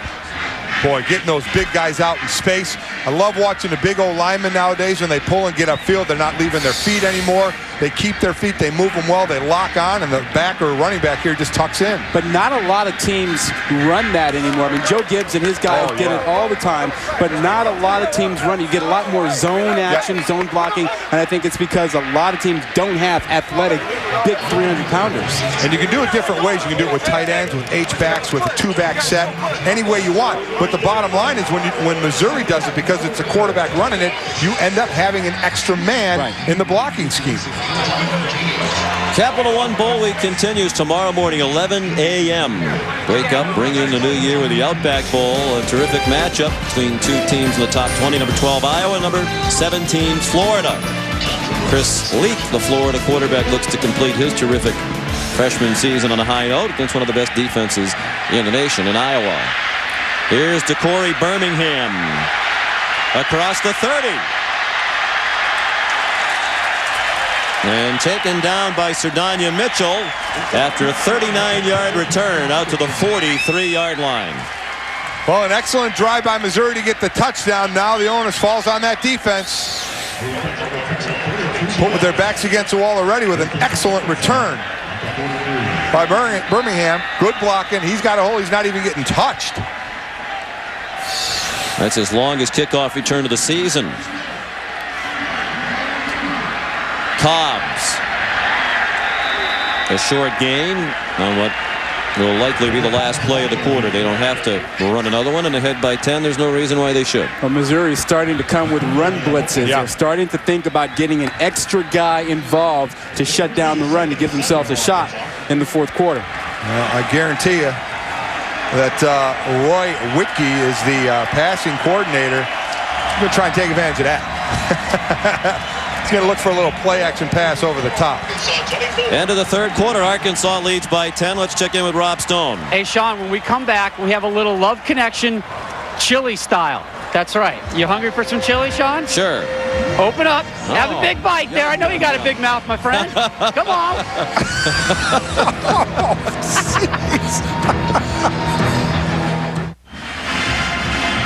Back in Shreveport for the fourth quarter of the Mainstay Independence Bowl. Missouri, a team that has been winning this season with the formula of limiting the miscues, staying away from penalties and turnovers. They've gone against form tonight. A bad snap gave Arkansas the ball at the 3-yard line, led to a go-ahead touchdown for the Razorbacks, and then an aborted fake field goal attempt, and then on fourth down and goal, an interception. They turned it over 3 times tonight. They had committed just 10 turnovers, the nation's low all season long. That included a 4-turnover game against Colorado, by far their worst performance of the year in the turnover area. The pass intended for Kyle Dickerson out of the backfield is incomplete. Well, you said it. I mean, they've averaged 5 penalties a game, and as you said, 10 turnovers coming into this game. So it has been the little things with Gary Pinkel that they have not done well tonight. And now, as you saw there, they're kind of selling out for the run, forcing Matt Jones to make the pass, and he couldn't put the pass on the mark there to a wide open receiver. And for a while this year, it was Arkansas that had trouble with penalties. They've been penalized only twice tonight, and they have not turned it over, beating Missouri at its own game. Birmingham into the secondary.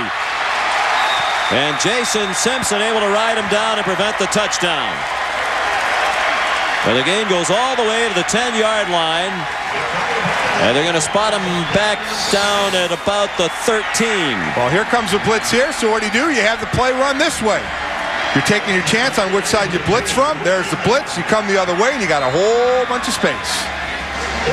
41-yard gain for Birmingham. Missouri 14-yard line. Well, we talked about it being out of character for Missouri to bring that much pressure, and they got caught with it that time. At the very least, they have to hold Arkansas to a field goal here, because if they go 3 touchdowns down or 3 scores down, it's going to be very difficult with this ground attack in Missouri. Jones throws it toward the end zone. It's caught, but out of bounds. Caught by Jason Peters, the tight end. Now, the rule in the NFL is when you catch it by the out of bounds and you get pushed out, but you would have come down inbounds, it would be a touchdown. Not so in college. You see where he catches the ball?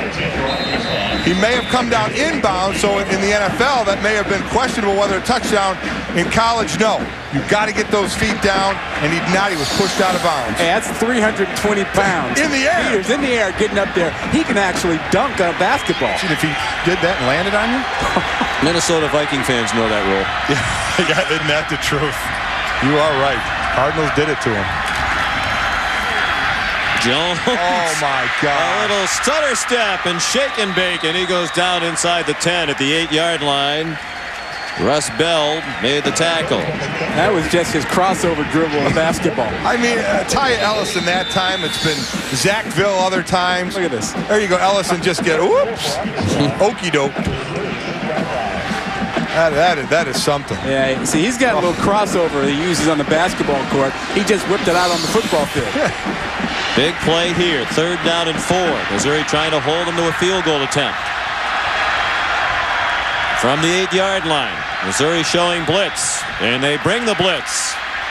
And it works for them, as Cobbs did not get near the first down marker. That was a great adjustment on defense. They saw Peters, the big tight end, come off the line. As soon as they did, you saw Missouri change. Everybody came up on the line like they knew exactly where the play was going. You put the big tight end in motion, and you do some blocking. So here's Chris Balsero, who is perfect tonight. Dowell Loggins, the holder. One of the most popular players in the Arkansas program, just 5'5". Balsero helping his popularity tonight, too, as he's 4 for 4 now. Give him a scholarship. Give him that scholarship.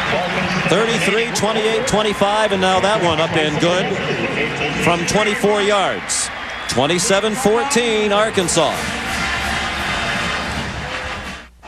Some Arkansas offensive line brothers-in-law helping out that drive for the Hogs. They put 3 on the board. You see, senior guard Jerry Wright set up his sister Lee with fellow Hog, if you will, Mark Bokerman. The two met, later got married last June. Now, the interesting part about this story is their first date. It happened at the annual offensive line chili party. 17 pounds of chili, the entire offensive line. Honey, you make it through that first date, it's love. That's a marriage that has no doubt is going to last if it makes it through that.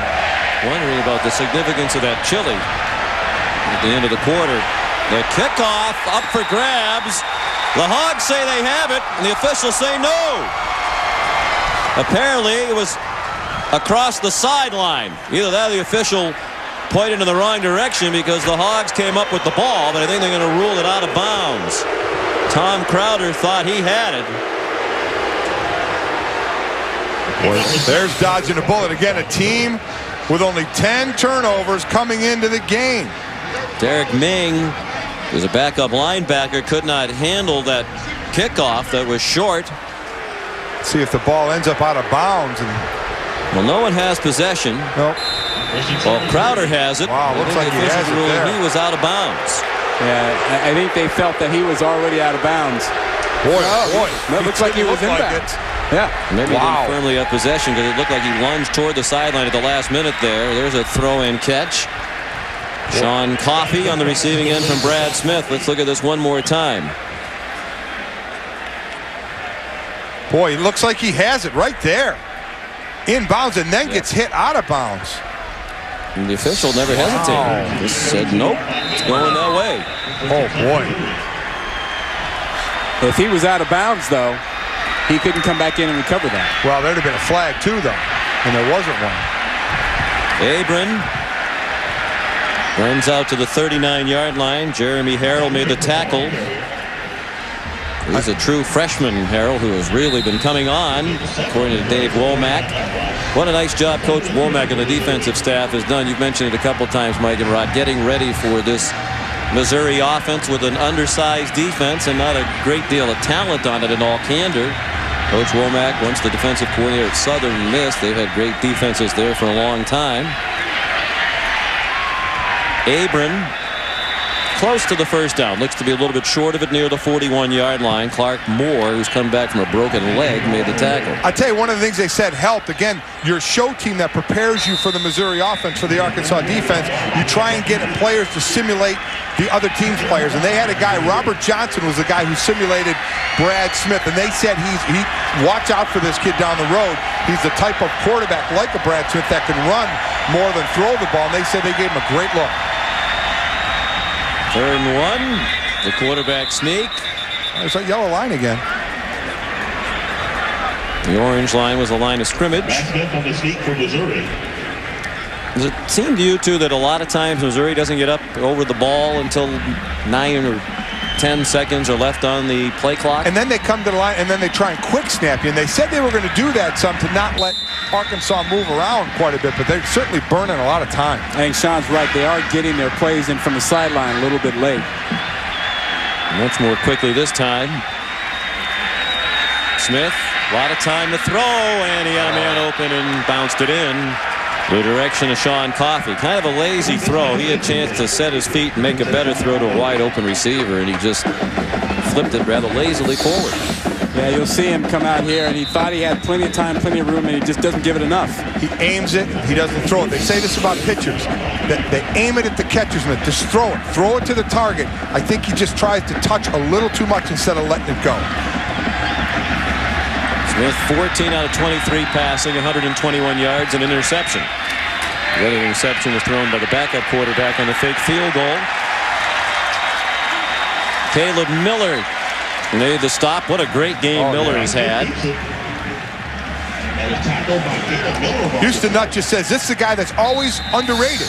He's always second team this or second team that and doesn't maybe get the recognition he deserves. Good job keeping a wide base and not letting an elusive Brad Smith get anywhere. He said this guy could have a chance at the next level.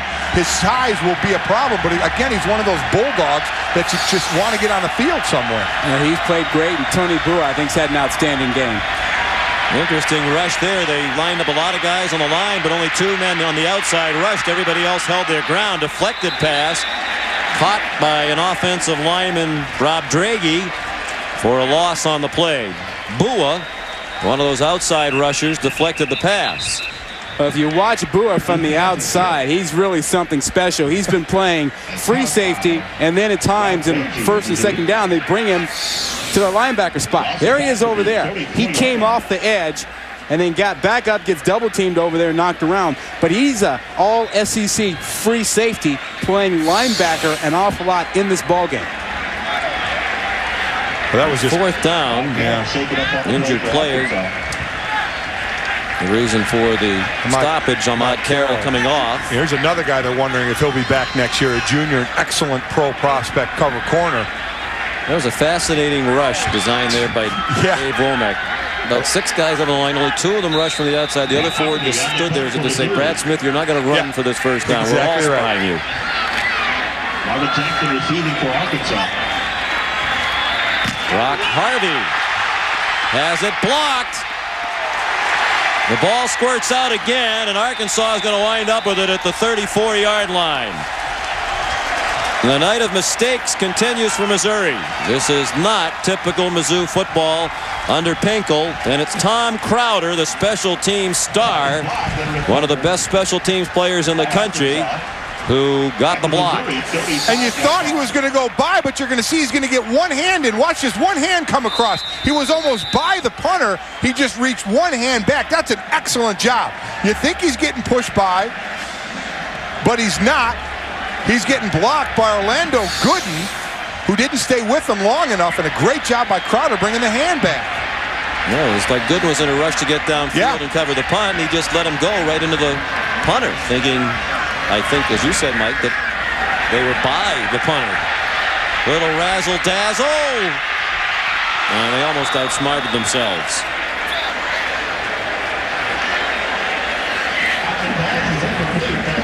They're lucky that was incomplete, intended for Birmingham.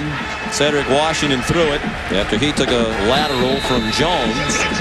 Curry was there for the coverage, and I'm sure everybody from Missouri is wishing he picked that one off so they could get back on offense a little bit, because there's some big-time pressure on this Missouri defense right now. Well, they were going for the knockout punch. Yeah, they were. Absolutely right. You don't understand it. Good field position. Just got a big play, trying to strike quickly.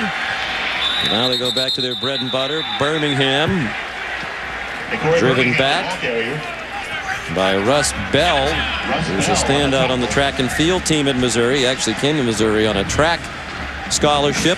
Was a state champion discus and shot putter. High school.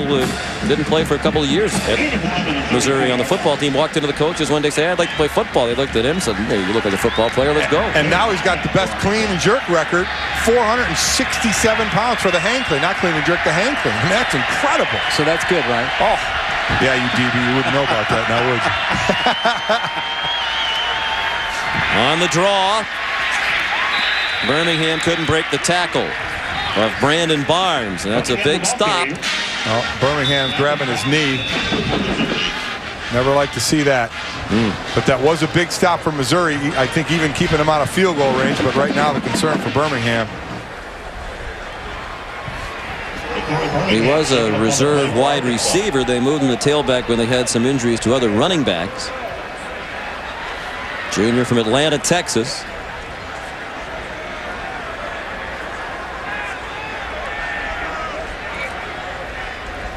He reached down and grabbed that right away. Some of the Missouri players have come over. They're equally concerned about Birmingham. They're on the edge of the circle. They're talking to Arkansas players, watching and showing their concern. You see the sportsmanship, and I guarantee you one player that's going to be there is Jason Peters. That's Birmingham's cousin. 85 yards rushing tonight for Birmingham, who's back on his feet. We'll come back to Shreveport right after this. ESPN's exclusive presentation of the 2003 Mainstay Independence Bowl, presented by Mainstay, proud sponsor of the Mainstay Independence Bowl, and in part by Capital One, what's in your wallet, and by the Chrysler PT Cruiser. Customize your life.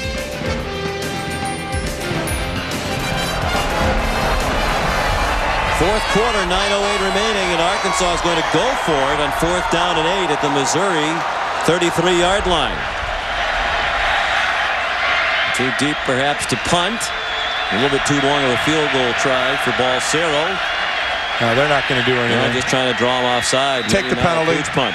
Well, we were talking about it during the break. Why not kick it down there and make Missouri have to go further? Delay a game, play offense, 5-yard penalty, still 4th down. Houston Nuts opposite number coach Pinkel talks about immeasurable probabilities, the kicking game, penalties and turnovers. Well, the kicking game's been a nightmare tonight. A bad snap on a punt led to an Arkansas touchdown. A fake field goal. It was intercepted. A blocked punt. What else can go wrong? Well, that's for a coach like Gary Pinkel, whose team has been so successful. Again, just 10 turnovers coming in, just 5 penalties a game averaging. To be so successful at that type of discipline, it's got to be very discouraging for him. And Arkansas has looked good, and Houston Nutt and the players we talked to said they took a different approach this year. You know, they have not had a lot of luck in the bowls, losing the last 3 and 10 out of the last 11. But this time around, they put the pads on, they hit more, practices were longer, and they were coming in with a little different attitude for this game. But all they did was hit. Yeah. He was determined to send the message that they were going to be tougher, they were going to be prepared, and they were going to run the football regardless of whether they lost a couple of their better blockers or not. I have no idea what this conversation is all about. Just kind of getting to know everybody, you know. Christmas holiday. Maybe not. 4th and 13.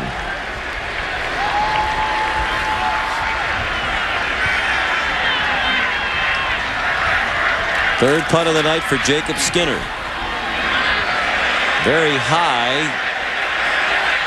And caught at the 1. That man, Tom Crowder, again. Houston Nutt talked about what a great special teams player he is, and he's proven that tonight. Intercepted the fake field goal, blocked the punt. Now downs one at the 1. Thank you to the Sonic. This is Quinn. How can I help you? Hi, could I get a watermelon cream slush, an extra long cheese coney, and some wings, please, in the Sonic Bowl Mania Challenge? I am getting annihilated, and worst of all, Sean McDonough is in first place. Are you kidding me? McDonough.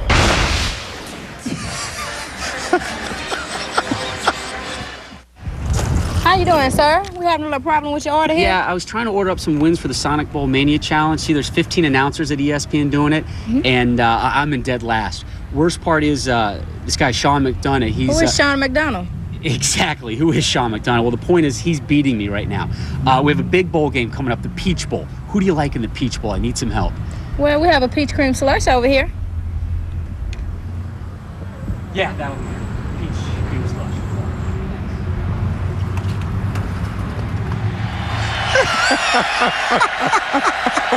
I'll tell you, he's finishing last in the Sonic Bowl Challenge. He's probably going to win an Emmy or whatever you win for acting. Mr. Actor. In the bowl game. She might get a supporting actress nomination. That's a catch. Coffey on the Arkansas sideline. 32-yard gain. That gets them out of the hole as they were backed up to the 1 after the great play on the down punt by Crowder. Well, we saw Sean Coffey in practice the other day make repeated catches on the sideline like that. He has a nice relationship with Brad Smith. When you're 6'5", that helps, huh? Yeah, I guess it does. Play action fake. Smith, good-looking throw, but just out of the reach of Thompson on Boga. So let's check the aforementioned Sonic Bowl Mania standings. And Reese Davis said you have company, but I have a bigger lead than I did at the start of the day. You do. Remember, there's only 15 people, and there's Ron. Stoner. This guy right here. Curry. That's who I'm coming after. Number 4, Trev Alberts. I'm coming after you, Trev. You got to be coming after Sean. No, I can't get Sean, but I can get Trev. We can get Sean. Nope. Yeah. I'm not. No. I'm going after Trev. I'll take you out the knees before I concede. Good catch in traffic. And another first down on Boga. And Smith seems to be on his way to getting the 178 yards passing he needed tonight. You have a 2,000-yard passing, 10,000-yard rushing season. He'd be the only quarterback in the history of 1A football to do that twice. That's he did incredible. it last year too as a freshman. Absolutely incredible. I'm sure he would take the win right now, and not even thinking of that. And also coming up next year as well, he's going to have that H next to his name, H candidate, Heisman candidate. He's an excellent player. Great catches for Ramboga. Smith gets away. Inside the 40. And down at the 32. I'd say next year's Heisman Trophy campaign has begun. That's one of those signature moments, and he showed you incredible patience. Not the speed, watch the patience. He waits for blocks to develop, he waits for alleys to open, and then he gets through them quickly. You've seen some great running tonight by a lot of backs. He may be the best back on the field when all is said and done. He's got great balance. He really does, and the patience, that's a great point. He really does. 23-yard gain. Now they change it up with Nash. And he's pulled down by Jimmy Beasley, former walk-on who's just kept improving and become a mainstay on this defense. He's already graduated with a degree in marketing management as well. 1st and 10, Missouri.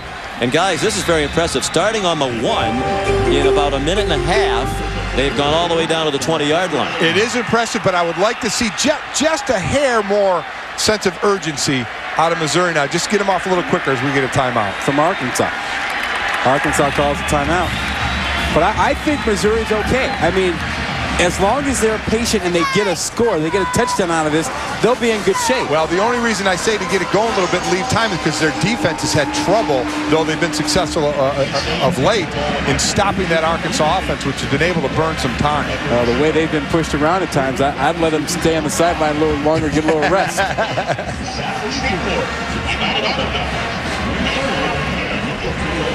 Gary Pinkel, he was a hot commodity when he was at Toledo, interviewed for a number of jobs, said he only wanted to go someplace where he could build a national program. He thought in the state of Missouri, where you're the only Division I-A school and there's a good amount of high school football talent. You got St. Louis at one end, Kansas City at the other. So the only thing that was really lagging behind was the facilities, and they had just put about $50 million in the facilities. They're going to put another $10 million in. They're on par now with most of the teams that they're competing with, if not ahead of several.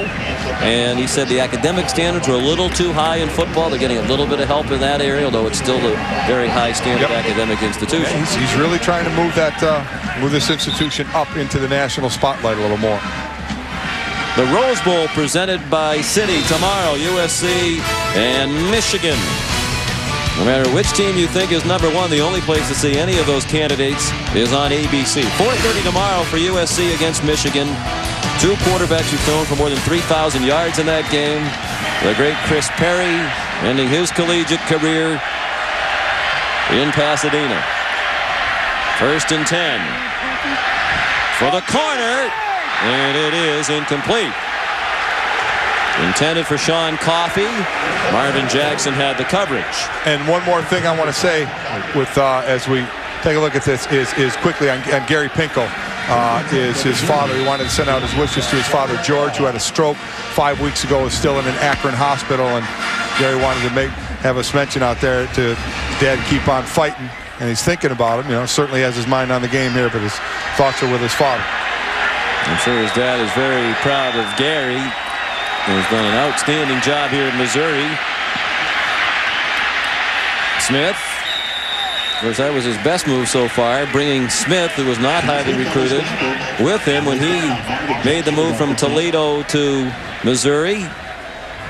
He had not been being recruited at all by the previous staff at Missouri, but when Pinkel got the job, he called Smith and said, well, we're going to Missouri, not Toledo, and if you'd like to come with us, we'd love to have you. Yeah, and Smith said he knew nothing about Missouri. And hadn't heard about him or anything, but then he went and took a look at the campus and fell in love with it and said, yeah, I'll follow. And a big reason why he wasn't very heavily recruited was his size. He was, what, about $170 or so, 68, and still at 205. You know, that's better size, but as you project to the next level and such, he is definitely going to have to put on some weight with all the running he does. You get banged around an awful lot. Nash a little bit banged up, and he has escorted off. And when you talk to the Missouri people about Smith, Dave Christensen, I thought, had a wonderful quote yesterday, the offensive coordinator. He said, as good a football player he is at least 10 times better a person. Man of extraordinary religious faith. Abram didn't get there. Needed 3. They got about 1.5 yards. They'll need another 1.5 yards on 4th down. Caleb Miller with yet another stop. Well, I would say there's no doubt what's going on here. They haven't been very successful in this area, but they ever needed a yard and a half, it's right now. Well, and it's got to be Smith, and it's got to be Smith on the perimeter. Give him an option to run it or throw it, and let him create something for you. They're just 1 for 4 on 4th down tonight. That's been a big key in this game. Abram gets it this time. Wow. Not sure Gary Pinkel was confident during that entire run that Abram was going to get there. It looked like he was kind of stumbling forward, but he got there to the 9 and a 1st down, 1st and goal. I was with you on that, Ron. I think I'd have gone another round. I thought a lot of Missouri fans were holding their breath since they've been unsuccessful there tonight doing that. That was gutsy. 10th play of the drive. They've had the ball about 3 minutes now. Fade into the end zone, incomplete, uncatchable. In the direction of Brad Ekwu, the first time we called his name tonight, and for the broadcasters, that's probably a good thing. Yeah. Mike, we were on the field before the game watching Brad Smith throw the fade route. Right. And they struggled with that in pregame warmups, and they've struggled with it here in the ballgame in the 4th quarter. Especially the fade to the left like that. You're absolutely right. Second and goal from the 9. Smith will not get away this time. A half yard, and that's it. Well played by Justin Scott. Justin Scott and Jeb Huckabee did an excellent job of not letting, that was the backside guard tackle again, pulling on that counter O. But Scott and Huckabee wouldn't let him go.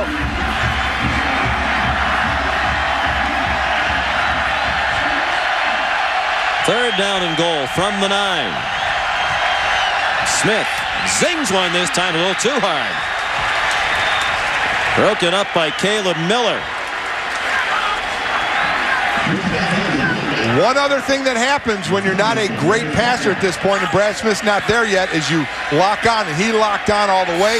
Caleb Miller saw it. Watch. He's going to go right now. He knew exactly where that ball was going, and he took a break on it and got a hand on it. Excellent anticipation. Yeah, and that's tough. They're playing zone down there. You've got a 2-receiver route. Yeah. There's not going to be any room. And I would prefer to see them get Smith to the edge. Let him try and create something. Fourth and goal, 3 receivers to the left. Nobody open. Smith will take off, and he's not going to get there. Now he throws it away after, I believe, he had crossed the line of scrimmage. Yep. And there is a flag down. It fell incomplete anyway. And that's exactly what it was, Sean. He was past the line, tried to throw it. Now decline the ball, go over to Arkansas. And Keith Jackson Jr., the son of the former great tight end who's their radio analyst, former Oklahoma Sooner, had his hands on Smith. He's made a number of big plays tonight for Arkansas. Sean, you brought it up before, the rush where you had like 2 guys rushing and everybody else hanging back. Same thing here. You have a few players just hanging at the line of scrimmage saying, Brad Smith, if you run, you're not going to get it. And they stopped him. And really, that's been the story of the game. Yep. Is 4th down, and Missouri drives deep into Arkansas territory. Several times tonight have come away with nothing. Yeah, they just couldn't finish any of those drives deep in the red zone. Illegal forward pass. Smith had crossed the line of scrimmage when he made that desperation throw. Handling on the offense. It's declined. That was a 4th down. First down. Watch on this play again. However, more than a few players just kind of hang out at the line of scrimmage. They're just hanging there, not going to let Brad Smith run on him, hanging out, seeing where he's going to go, and then they break on him at the last minute. Well, the key for Arkansas was to find a way to contain Smith. And I really believe having Tony Bua step up and play a linebacking spot. They go away from the 4-2-5 and go more with the 4-3-4 look, letting Bua, an athletic linebacker, get involved in containing Smith. I think that's really helped Arkansas tonight. And that's what Bua played last year, that what they called their wolf position. Then this year he's playing some safety, but now they bring him back down to the linebacker position to do just what you said, to try and contain Brad Smith. And credit that man, the defensive coordinator, for a terrific job. They had an excellent plan tonight, and his defense has executed it beautifully. He spent some time at Southern Mississippi with John Thompson, and you know Southern Miss has had some of those weird defenses we've seen over the years too, and he brought it right with him to Arkansas. Players moving around. Bill Curry, who I used to do games with, called it the minnow bucket defense. All the minnows in the bucket, you put your hand in there and they just kind of scatter. Players moving everywhere. Here's Cobbs with a quality gain on first down. Out across the 20 to the 21-yard line. Chopped down by Quincy Wade with help from Jason Simpson, and the clock goes under 4.5 minutes left. And 2 timeouts left for Missouri. Well, if you're Missouri, you have to try and get a takeaway. They haven't had one tonight. 24 on the season, plus 14 in turnover margin, yet they haven't been able to cause a turnover with Arkansas. An interesting season for Arkansas, unranked. At the start of the season, we got off to a 4-0 start, including a win over number 5 Texas. They went all the way up to number 8 in the rankings. And then they had 3 straight losses. And Houston that was praising his team, saying, you know, a lot of teams that start like that and get all the hype and get all excited about the possibility, then lose 3 in a row. A lot of times they don't bounce back. His team has. And they got a chance for a 9-win season. Well, the other thing he said about that was that 4-0 start, the open week kind of hurt them because they didn't handle that success very well. They went 0 for October after everybody told them how great they were and that they were going to win the national title, and they came out and lost. Jones, the keep, the stiff arm. He just runs right by the defense.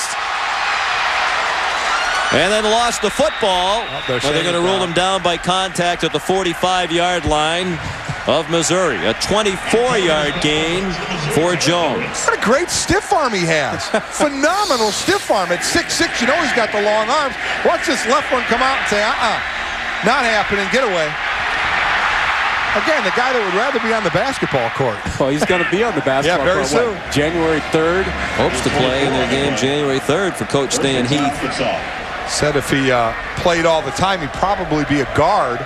But because he doesn't play that much, more of a swing, plays the 2 and the 3. He thinks his ball handling skills wouldn't be quite up to par right now. He's not dribbled the ball in quite a long time. Not much there on first down. Cobb's the ball carrier. Cobb's the ball carrier. Simpson and Barnes the tacklers. And Arkansas running out the clock here as we tick down to 2:37 remaining. Well, I guarantee you, Coach Houston Nutt got a little inspiration from the movie last night. I went to see a movie last night. I wanted to go, and I was standing in line to see The Last Samurai with Tom Cruise, and up pulls 2 buses, and it's the entire Arkansas team. Coach Nutt invites me to come in with them, so I watched the movie last night with the whole team for free. Well, don't say that. Wow. Yeah, I got some popcorn, too, out of the deal. Beautiful deal. Company rule against that, not to get you in trouble. The last telecast of the year. That's okay. It's okay. Thanks for inviting your friends. Hey, I didn't know. I didn't know they were going to be there. But it was an excellent. It really was an excellent movie. Just what you want as a player before a game. A lot of violence, something I always wanted to see before a game. Seriously. But also there was a lot of talk of honor, discipline, working hard to the end, fighting to the finish. And as I was watching, I was thinking Coach Nutt was probably taking notes on what he was going to say about it to the team about remember what happened last night. And while the players, we were just watching everybody get cut in half with samurai swords. It was great. It's phenomenal. You're going to love a little violence for a violent game. We could have Cobbs, the drama major, review it for us. He has 143 yards rushing, and he'll lose a couple off that total. The attendance here tonight, 49,625. That's within a couple hundred of a complete sellout. It's the 3rd largest crowd in the history of the Mainstay Independence Bowl in 28 years.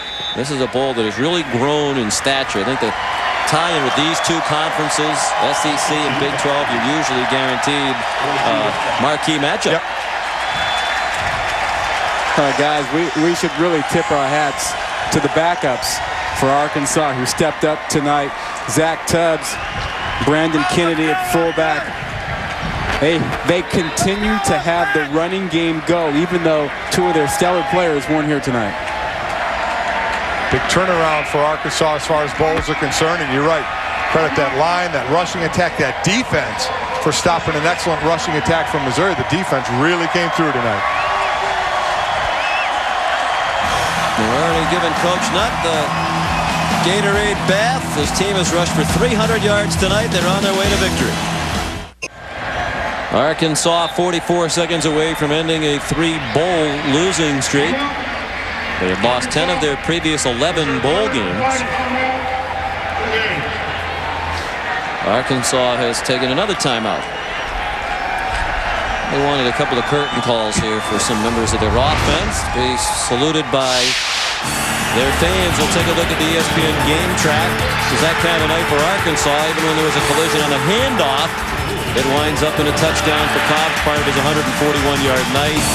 And one mistake after another for a team that prides itself on making very few mistakes. Crowder intercepted the fake field goal and blocked the punt. He also downed a punt on the 1 and made a couple of tackles on special teams. Caleb Miller, 14 tackles for the defense. 9 unassisted. A total team effort as Arkansas is about to win its 9th game of the year. Skinner to punt. Well, they might try to come after that one, but very passive rush. Marcus James is 5th in the nation, averaging 15 yards per punt return, unable to get free. Let's visit with Rob Stone.